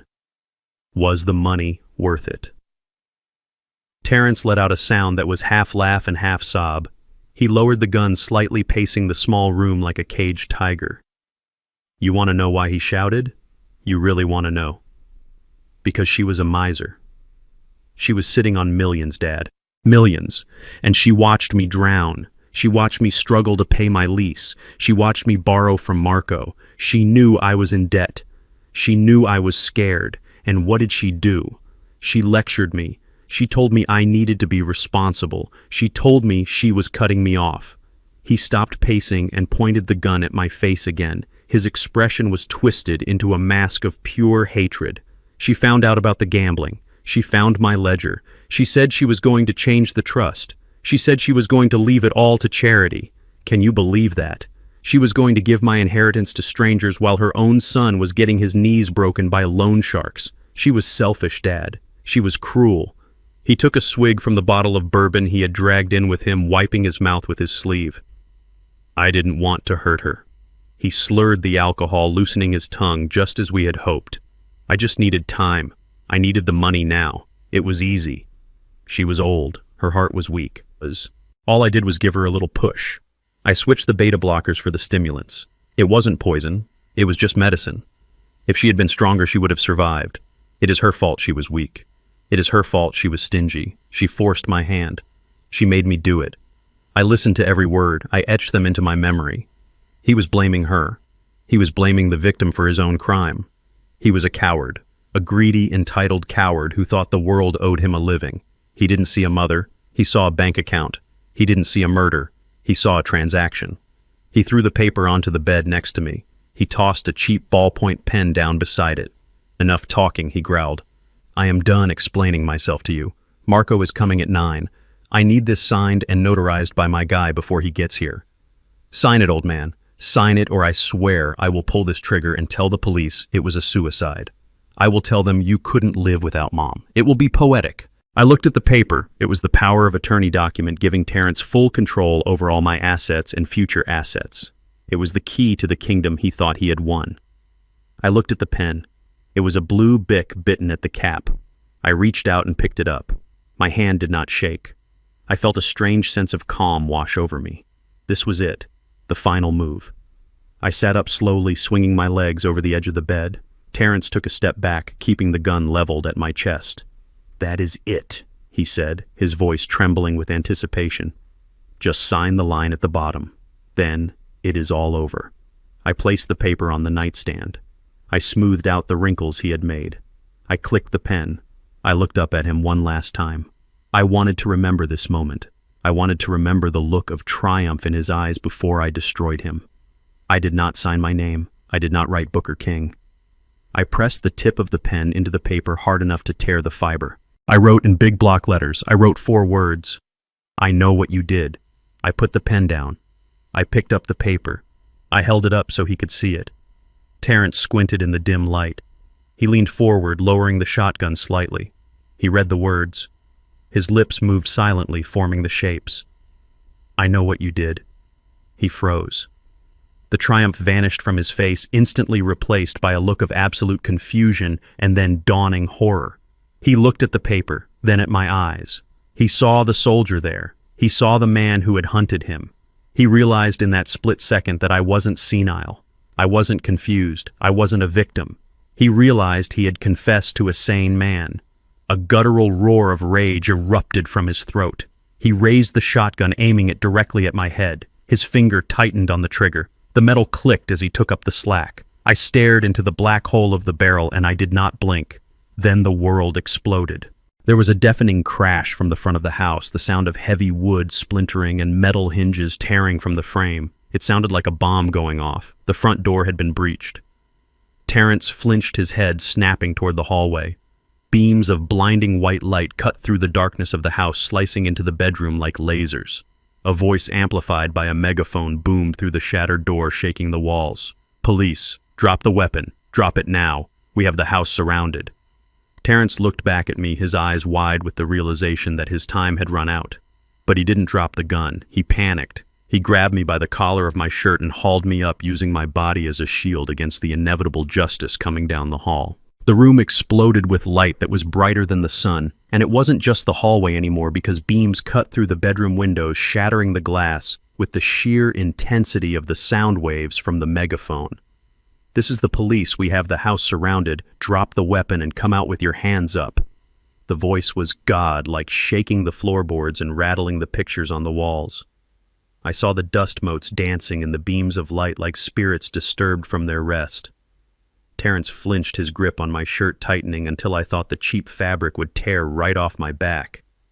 He looked around wildly, a trapped animal, realizing the cage had no door and the hunter was already inside. The shotgun wavered in his hand, and for a second I thought he might drop it. I thought he might surrender and end this nightmare with some shred of dignity. But desperation does strange things to a man. It turns fear into aggression and panic into violence. He didn't drop the gun. Instead, he screamed a raw, primal sound of denial that tore at his throat. He wasn't ready to give up his inheritance. He wasn't ready to face the consequences of his sins. The light blinded us both, turning the room into a high-contrast nightmare of shadows and glare, and I squinted against the brilliance, my heart pounding a war drum in my chest. This was it. The cavalry had arrived, and Thorne had kept his promise. But now I was in the line of fire, and the bullet was already in the chamber. I heard a commotion from the back of the house, a sudden crash, and the sound of shouting. It was Tiffany. I could picture it perfectly. She had probably grabbed the bag of silver and made a run for the kitchen door the moment the first siren wailed, because she was a survivor, a rat leaving the sinking ship before the water even touched her toes. But she didn't make it far. I heard her scream, a high-pitched shriek of indignation and terror that cut through the noise of the sirens. Then came a voice I recognized, and it wasn't a cop, it was Alistair Thorne. "Going somewhere, Mrs. King," his voice boomed, magnified by the silence between sirens. "I believe the police have some questions about a poisoned dog and a forged check." She was caught. Thorne had his private security team covering the exits. The police missed. There was no way out. Terrence heard it too. He heard his wife being cornered. He heard his world collapsing around him. He looked at me, and his eyes were void of anything human. They were black pits of panic. He spun me around, slamming my back against his chest, hooking his arm around my neck, cutting off my air. He jammed the barrel of the shotgun against my temple, and the metal was hot now, heated by his feverish grip. "Back off," he screamed at the empty doorway, his voice cracking with hysteria. "I will kill him. I swear I will kill him. Get back or I blow his head off." He dragged me into the hallway, using my body as a shield, my feet dragging on the carpet. I smelled his sweat acrid and sour. I felt his heart hammering against my back, a frantic, erratic rhythm. He was strong with the strength of the insane, pushing me toward the living room, toward the lights, thinking he could bargain his way out of a murder charge. "I want a car," he yelled at the windows. "I want a clear path or the old man dies." He forgot who he was holding. He forgot that before I was a warehouse manager, before I was a husband, I was a sergeant in a platoon that saw things no man should see. He thought he held a frail old man. He thought he held a victim. He was wrong. We stepped into the blinding white light of the living room, and the glare hit Terrence full in the face. He blinked, momentarily disoriented, his grip loosening just a fraction as he tried to shield his eyes from the assault. That was the mistake. That was the opening I had been waiting for. I didn't think, I didn't plan, I just reacted. Muscle memory buried under 40 years of peace surged to the surface, instant and lethal. I dropped my weight, suddenly making myself heavy as lead. As he stumbled forward to compensate, I drove my right elbow back with every ounce of strength I possessed. It connected perfectly with his solar plexus, a solid meat-on-bone impact. I felt the air leave his lungs in a wet whoosh. He doubled over the shotgun barrel, dipping toward the floor. I spun around, grabbing the barrel with my left hand and his wrist with my right. I twisted with a violent torque. A sharp snap echoed as his finger broke inside the trigger guard. He screamed in pain. I ripped the weapon from his hands and swept his legs out from under him with a kick that would have shattered a younger man's knee. He hit the floor hard, the wind knocked out of him. Terrence lay on the floor, gasping for air, clutching his broken hand, his face a mask of agony and shock. I stood over him. The shotgun felt natural in my hands, heavy and familiar, like an old friend returned. I pumped the action, ejecting a shell that spun through the air in slow motion and clattered onto the hardwood. I leveled the barrel at his forehead. He looked up at me, and for the first time he saw the truth. He saw the father who had protected him, and the soldier who could end him. I tightened my finger on the trigger. The rage was a roaring fire demanding blood. Then the front door burst inward with a shower of splinters. Men in tactical gear swarmed the room, weapons raised. "Mr. King, don't shoot," a voice shouted. "Drop the weapon. Mr. King, do not do it." The fluorescent lights of the precinct hummed with a low electric buzz that drilled into my skull, but it was nothing compared to the silence on the other side of the glass. I sat in the observation room, my hands resting on my cane, watching my son through the one-way mirror. Terrence was handcuffed to the metal table. His right hand was splinted and bandaged where I had broken his finger, a stark white reminder of our struggle. He looked small in that chair. The expensive suit was rumpled and stained with sweat and dust. He was leaning forward, speaking to the detective with a frantic energy that reeked of desperation. I could hear every word through the speaker system. He was admitting to the assault. He admitted to threatening me with the shotgun. He called it a breakdown. He called it a moment of grief-induced insanity. But when the detective asked about Esther, he shut down. He shook his head violently, denying everything. "My mother died of a heart attack," he insisted, his voice rising in pitch. "She was old. Her heart was weak. I loved her. I would never hurt her. You have nothing on me for that. Nothing." I watched him lie. I watched the boy I had raised, the man I had protected, twist the truth until it snapped. He thought he was smart. He thought that without a body, without a weapon, he could talk his way out of a murder charge. He thought the threats in the house were just words against words. He didn't know about the floorboard. He didn't know about the technology of a bygone era that had been recording his every breath. The door to the interrogation room opened, and the air in the observation booth seemed to get colder. Solomon Gold walked in. He didn't look like a lawyer in that moment. He looked like an executioner in a three-piece suit. He carried no briefcase. He held no files. In his hand, he carried a single object. My old Nokia brick phone. It was scratched and worn, a relic from a time when phones were tools, not toys. Terrence looked up at him, his eyes narrowing in confusion. "Who are you?" he demanded. "I want my lawyer." Gold didn't answer. He didn't sit down. He walked to the table and placed the phone in the center of the metal surface. The device looked out of place like a stone on a dinner plate. Gold pressed a button. The screen glowed a dull green. He looked at Terrence, and for the first time I saw fear flicker in my son's eyes, a primal understanding that the trap had snapped shut. Gold pressed play. The audio was tinny but crystal clear in the acoustically tiled room. My voice came through first calm and steady, asking the question that had started it all. "Why did you kill your mother, Terrence?" Then came the silence. And then Terrence's voice filled the room. It was the voice of the man in the bedroom, the voice of the monster. Because she was a miser. She was sitting on millions, Dad. She forced my hand. I switched the beta blockers for the stimulants. It wasn't poison. It was just medicine. If she had been stronger, she would have survived. Terrence stopped breathing. He stared at the phone as if it were a venomous snake coiled on the table. The color drained from his face, leaving him gray and ashen. The recording continued, playing his justification, his blame, his confession. Every word was a nail in his coffin. He slumped back in his chair, his mouth opening and closing, but no sound came out. He looked at the mirror. He looked right at where I was sitting. He couldn't see me, but he knew I was there. He knew I had played him. He knew that the senile old man he had tried to rob had been 2 steps ahead of him the entire time. Gold stopped the recording. He didn't say a word. He just picked up the phone, turned around, and walked out of the room, leaving Terrence alone with the echo of his own sins. My son put his head on the table and began to sob. It wasn't the crying of a remorseful man. It was the weeping of a man who realized his life was over.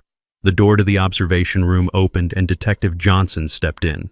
He looked tired, but satisfied. He held a file in his hand.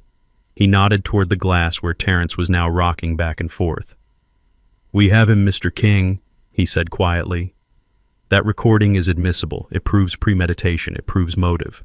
But that is not all." He opened the file and laid a transcript on the console in front of me. "We have been questioning your daughter-in-law in the next room. She didn't hold up as well as he did. The moment we told her we had the recording of Terrence, she cracked. She is singing like a canary to save her own skin. She confessed to everything, Mr. King. She admitted to opening the credit cards in your name. She admitted to the identity theft. She admitted to poisoning the dog to test the powder. And most importantly, she gave a sworn statement that she witnessed Terrence throwing away the real heart medication and replacing it with the stimulants. She said he bragged about it. She said he called it the perfect crime." I looked down at the transcript. Tiffany's words were there in black and white, confirming every horror I had suspected. She was throwing him to the wolves to get a plea deal. There was no loyalty among thieves. There was no love in that house, just greed and survival. I felt a heavy weight settle in my chest. It was the finality of it. My family was gone. My wife was murdered. My son was a killer. My daughter-in-law was an accomplice. I was the last one standing in the ruins of the King legacy. Detective Johnson cleared his throat. He looked uncomfortable, shifting his weight from one foot to the other. He closed the file and looked me in the eye. "There is one more thing, Mr. King," he said, his voice grave. "The recording and the testimony are strong. But to secure a conviction for first-degree murder beyond a reasonable doubt, we need physical evidence. We need to prove that the stimulants were in her system. We need to prove that it wasn't a natural heart attack." I knew what was coming. I had known it since the moment Thorne showed me the photos, but hearing it out loud didn't make it any easier. "We need to exhume Esther's body," Johnson said softly. "We need to run a toxicology screen. I know this is asking a lot. I know you just buried her. But we need your permission to bring her back up." I looked through the glass at my son. He was broken, defeated, but he was still alive. Esther was in the cold ground because of him. She didn't get to say goodbye. She didn't get to see Paris. She died scared and betrayed in her own kitchen. If bringing her up meant keeping him down, then it was what I had to do. I gripped my cane. I thought of the woman who had stood by me for 45 years. I thought of the justice she deserved. "Do it," I said, my voice hard as stone. "Dig her up, find the poison, and bury him with it." The morning they dug up my wife, the sky was the color of a bruise. I stood at the edge of the cemetery plot, leaning heavy on my cane while the machinery roared. It was a profane sound, a backhoe tearing into the earth where I had laid her to rest only a week before. Every scoop of dirt felt like a physical blow to my own body. I had spent 45 years protecting Esther. I walked on the sidewalk side of the street. I checked the locks at night. I made sure her car had oil. My one job was to keep her safe, and I had failed. I let a wolf live in our house, and now I was failing her again by disturbing her peace. I watched the metal teeth of the bucket bite into the soil, and I had to close my eyes. I felt a hand on my shoulder. It was Alistair Thorne. He sat in his wheelchair beside me, his face pale but his eyes steady. He did not offer empty platitudes. He did not tell me it was going to be okay. He just sat there bearing witness to the horror, because he loved her too. We waited in the cold morning air until the casket was raised. It looked wrong in the light of day, muddy and scarred. They loaded it into a white van without ceremony. I followed that van to the medical examiner's office, driving my truck with a numbness that spread from my fingers to my heart. We sat in a sterile waiting room that smelled of floor wax and formaldehyde. The hours dragged by like years. I stared at a crack in the linoleum floor, trying not to imagine what was happening behind the double doors. I tried not to think about the scalpel. I tried not to think about my Esther being cut open again. Thorne read a newspaper, but he never turned the page. We were two old men keeping a vigil for a woman who deserved better than this. I thought about Terrence sitting in a holding cell. I hoped he was cold. I hoped he was scared. I hoped he knew that every second the clock ticked, the noose was getting tighter. Detective Johnson pushed open the double doors at 2 in the afternoon. He held a clipboard against his chest and his face was grim. He did not look like a man who had good news, but he looked like a man who had answers. He sat down opposite us and placed a clear plastic evidence bag on the table. Inside was a printout of a toxicology graph. The lines spiked high and sharp red peaks on a white grid. "We have the results," Johnson said, his voice low and professional. The medical examiner found massive concentrations of ephedrine and caffeine in her blood work, along with traces of a synthetic amphetamine usually found in diet pills from the 90s. It was not a natural heart attack, Mr. King. Her heart didn't fail. It was exploded. The dosage was 10 times the safe limit for a healthy adult. For a woman with her condition, it was a death sentence within an hour of ingestion. I looked at the graph. It was just ink on paper, but it represented the moment my wife died. I could see it. I could see her taking her morning pills, trusting they would keep her alive. I could see her feeling the racing pulse, the panic, the tightness in her chest. I could see her reaching for the phone that Terrence had likely unplugged. Johnson tapped the paper. "We ran a comparison against the residue found in the vial your investigator pulled from the trash. It is a match. A perfect chemical match. We also found traces of the same substance in the upholstery of your son's car. He must have spilled some when he was mixing it. It is conclusive. We have the weapon, we have the opportunity, we have the motive, and thanks to your recording, we have the confession." The numbness in my body evaporated. It was replaced by a cold, hard weight of finality. It was real. It wasn't a suspicion. It wasn't a nightmare. My son murdered my wife. He poisoned her. He watched her die. And he did it for money he owed to thugs. I felt a tear slide down my cheek. Just one. I wiped it away angrily. I looked at Thorne. He nodded slowly. His eyes were wet too. "We got him, Booker," he whispered. "We got the bastard." By 5 o'clock, the district attorney had filed the paperwork. The charges were read out loud in the precinct briefing room, and I listened to every word. Terrence King was charged with murder in the first degree, conspiracy to commit murder, elder abuse, grand larceny, fraud. The list went on a litany of sins that would bury him for the rest of his natural life. Tiffany was charged as an accessory to murder, conspiracy, and fraud. The judge denied bail immediately. They were deemed flight risks. They were deemed dangers to society. They were remanded to the county jail until trial. I saw them on the news that evening. They were doing the perp walk. Terrence was wearing an orange jumpsuit that clashed with his pale, terrified skin. He looked at the cameras, and for a second he looked right at me through the screen. He didn't look arrogant anymore. He looked like a child who realized the dark was real. Tiffany was crying, hiding her face with her hands. Her hair was a mess. Her designer life was over. They were going to die in prison. It was justice. But it didn't bring Esther back. It didn't fill the empty side of the bed. It just closed the book on the ugliest chapter of my life. I sat in the waiting room of the station feeling empty. The adrenaline was gone, leaving me hollowed out. I was an old man with no wife and no son. I was alone. Solomon Gold walked in. He looked fresh despite the long day. He carried a thick manila envelope under his arm. He sat down next to me. "Mr. King," he said softly, "the legal matter of the criminal case is now in the hands of the state, but there is still the matter of the estate." I looked at him wearily. "I don't care about the money, Solomon. Burn it. Give it away. I don't want a dime of the money that killed her." Gold shook his head. "You need to see this." He opened the envelope and pulled out a document bonded in blue paper. The will we showed Terrence was a draft. It was a decoy designed to flush him out. Esther wrote another one. A final one. She wrote it the day she hired the investigator. She knew Booker.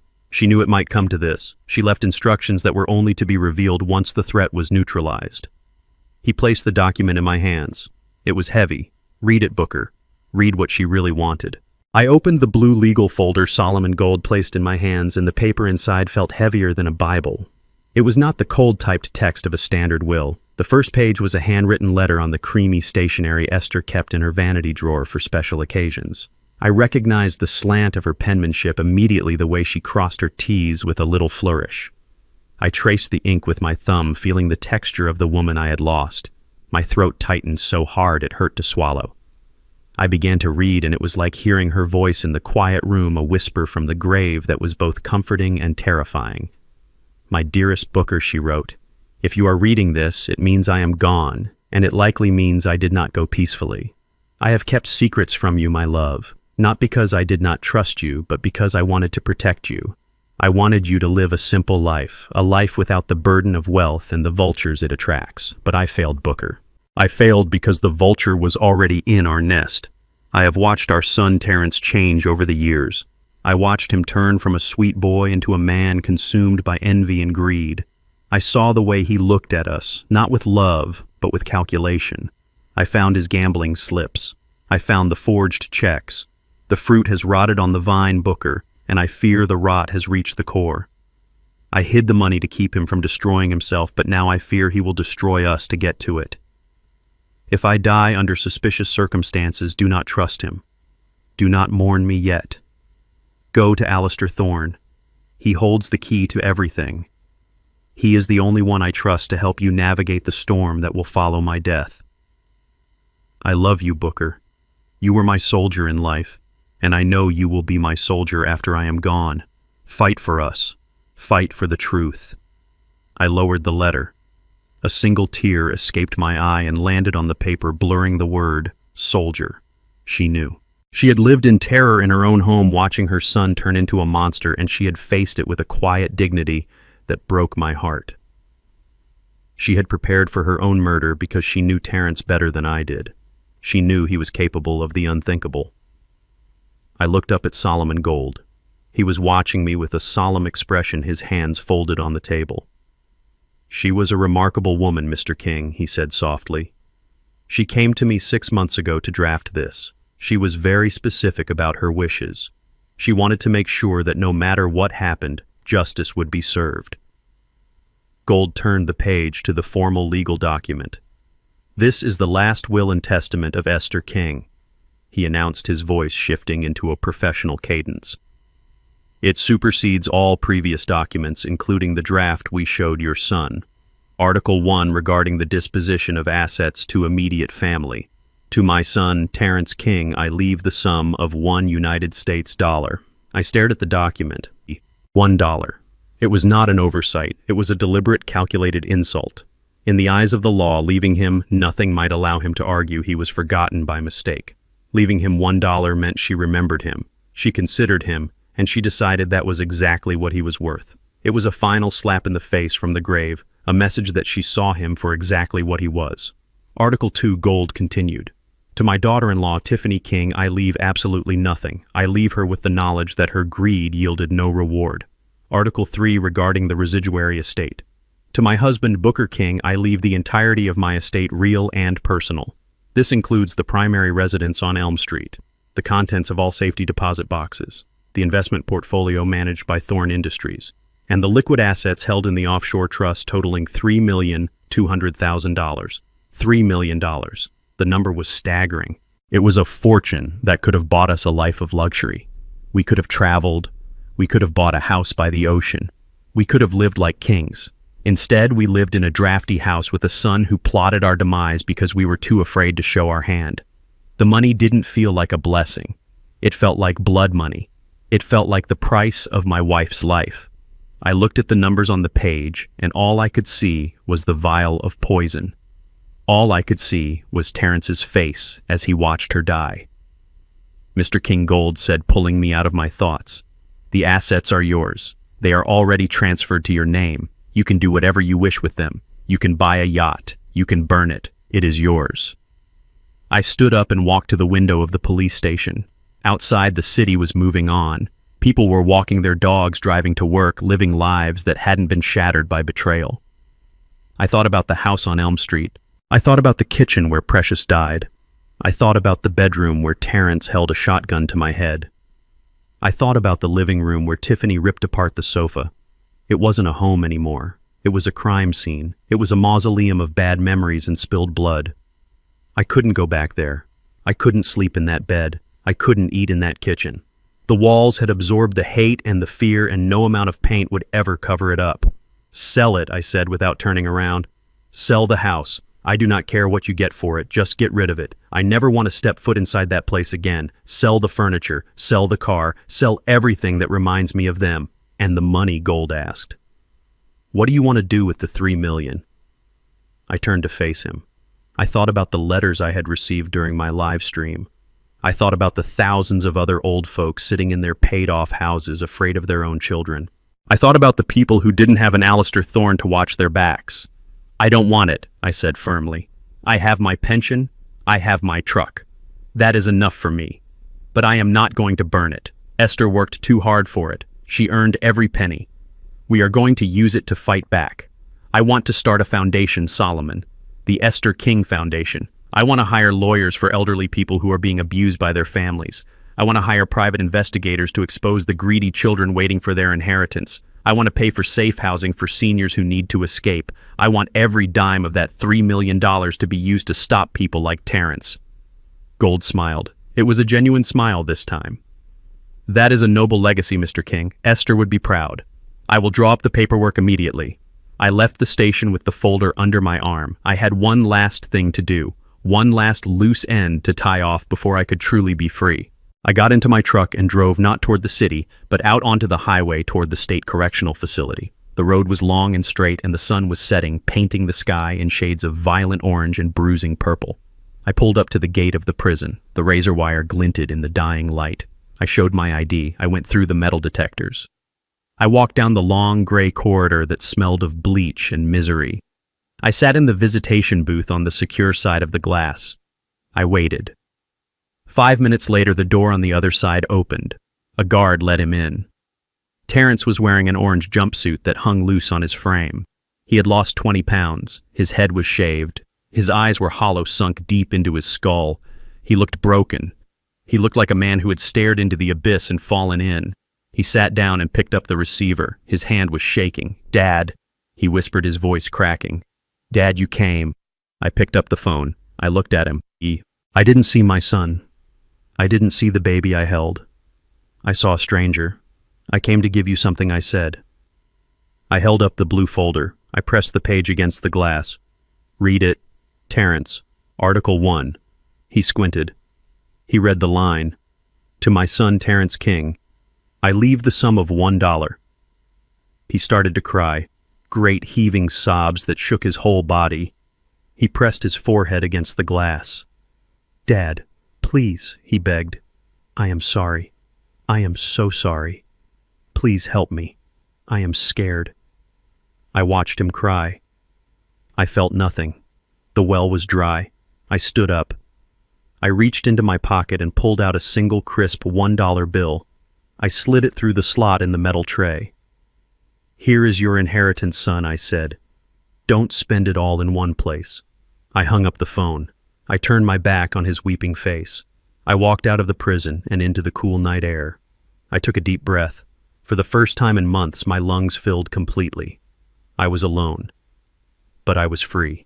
The glass partition in the prison visitation room was smeared with fingerprints and the grease of 1,000 desperate foreheads, but through it I saw my son clearer than I ever had in my life. Terrence clutched the single-dollar bill I had slid through the tray as if it were a lifeline. His tears had stopped leaving tracks through the grime on his face. Now his eyes were wide with a frantic, realizing panic. He pressed his face close to the glass, his breath fogging the surface. "Dad, listen to me." He pleaded, his voice tinny through the receiver. "You have to help me with a lawyer. The public defender is useless. He says I am looking at life without parole. You have the money now. You have millions. Just get me a good attorney. We can fight this. We can say it was an accident. We can say I was under duress. Please, Dad. You cannot let your own son rot in here." I looked at him. I looked at the man who had poisoned his mother. I looked at the man who had held a shotgun to my head. I looked for a spark of the little boy who used to run to me when he scraped his knee. I looked for the teenager I taught to drive. I looked for the young man. I walked down the aisle. They were all gone, consumed by the creature sitting in front of me. He wasn't asking for forgiveness. He was asking for a bailout. He was still trying to hustle me. He still thought I was the mark. I leaned forward. My voice was calm, devoid of the rage that had fueled me for weeks. "I am not your dad," I said simply. "Your father died that night in the bedroom. He died when you pointed a loaded weapon at his chest. He died when you decided a gambling debt was worth more than his life. The man sitting here is just a witness to your crimes." Terrence recoiled as if I had struck him. His mouth opened and closed, but no sound came out. He looked at the dollar bill in his hand, then back at me. Hate began to replace the fear in his eyes, a pure, venomous hatred. "I hope you die alone," he spat. "I hope you rot with that money." "I already died alone, Terrence," I replied. "I died the night I realized I raised a killer. But I came back, and now I am going to live." I hung up the phone. It clicked into the cradle with a sound of finality that echoed in my bones. I did not look back. I stood up and walked out of the booth, leaving him screaming silent curses behind the soundproof glass. I walked down the long gray corridor, past the guards, past the gates, and out into the world. I took a breath of air that tasted like rain and gasoline and freedom. It was over. The book was closed. 1 year later, the air tasted of roasted chestnuts and expensive perfume. The Seine River flowed beneath me, dark and silky, reflecting the lights of a city that burned with a golden fire. I stood on the deck of a private riverboat, the wind ruffling the hem of my cashmere coat. I was 73 years old, but I felt younger than I had at 50. I was not wearing my old warehouse uniform. I was wearing a bespoke navy suit tailored in London. My shoes were Italian leather. My cane was made of polished ebony with a silver handle. I looked like a man who owned the world, or at least a significant part of it. Paris. Esther had talked about Paris for 40 years. She had magazines' cutouts of the Eiffel Tower taped inside her pantry door. She watched old French movies on Sunday afternoons, whispering the dialogue she didn't understand. She saved her pennies in a jar marked Paris Fund, but the jar was always emptied for braces for tuition for bail. She never made it. She spent her life serving others, cleaning up their messes, making their lives beautiful while hers remained small. But she was here now. I felt her in the breeze. I felt her in the warmth of the setting sun. I looked out at the architecture, the bridges, the lovers, walking hand in hand along the quay. It was everything she had imagined and more. I wasn't just seeing it for me. I was seeing it for us. The Esther King Foundation was thriving back home. We had saved 16 seniors from abusive situations in the first 6 months. We had put 3 corrupt guardians in jail. We had recovered $5 million in stolen assets. Every victory was a tribute to her. Every person we saved was a slap in the face to men like Terrence. I had turned her tragedy into a crusade. I wasn't just a survivor anymore. I was a warrior. I turned to the man sitting in a comfortable chair nearby. Alistair Thorne raised a glass of vintage Bordeaux. He looked healthier than he had in years, the fresh air doing him good. He had become more than a boss, more than an ally. He was my brother in arms. We fished together on weekends. We argued about baseball. We shared the silence of men who knew the cost of peace. "Ready, Booker?" he asked softly. I nodded. I reached into the inner pocket of my coat and pulled out a small velvet pouch. It didn't contain much, just a handful of ash. The rest of her was resting in a beautiful mausoleum back home. But this part belonged to the world. I walked to the railing. The water churned gently against the hull of the boat. I opened the pouch. I didn't say a prayer. I didn't make a speech. Esther didn't need speeches. She knew what was in my heart. I tilted the pouch. The gray dust caught the wind, swirling for a moment in the golden light before settling onto the surface of the river. It drifted away, carried by the current toward the sea, toward adventure, toward eternity. "Go see the world, my love," I whispered. "You earned it." I watched until the last speck disappeared into the dark water.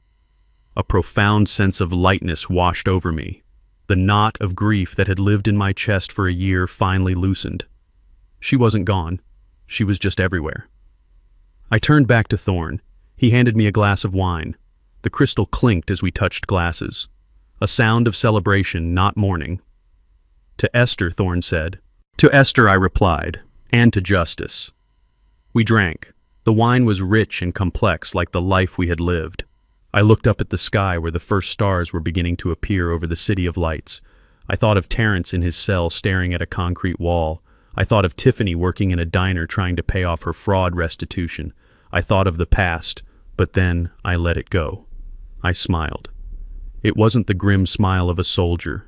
It wasn't the sad smile of a widower. It was the smile of a man who had walked through fire and come out the other side with his soul intact. "We are free, Esther," I whispered to the wind. "We are finally free." The screen fades to black, leaving only the sound of the river flowing toward the sea.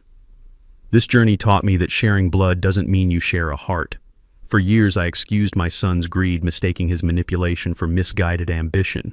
I learned the hard way that true family isn't inherited. It is built through loyalty, respect, and unwavering support. I found more brotherhood in a former stranger than in the child I raised. We must stop excusing abuse just because it comes from relatives. Never set yourself on fire to keep someone else warm. Sometimes the ultimate act of self-respect is cutting the toxic roots of your family tree to finally let the light back in. If you believe justice was served, hit that like button and tell me in the comments, would you have left Terrence $1 or nothing at all?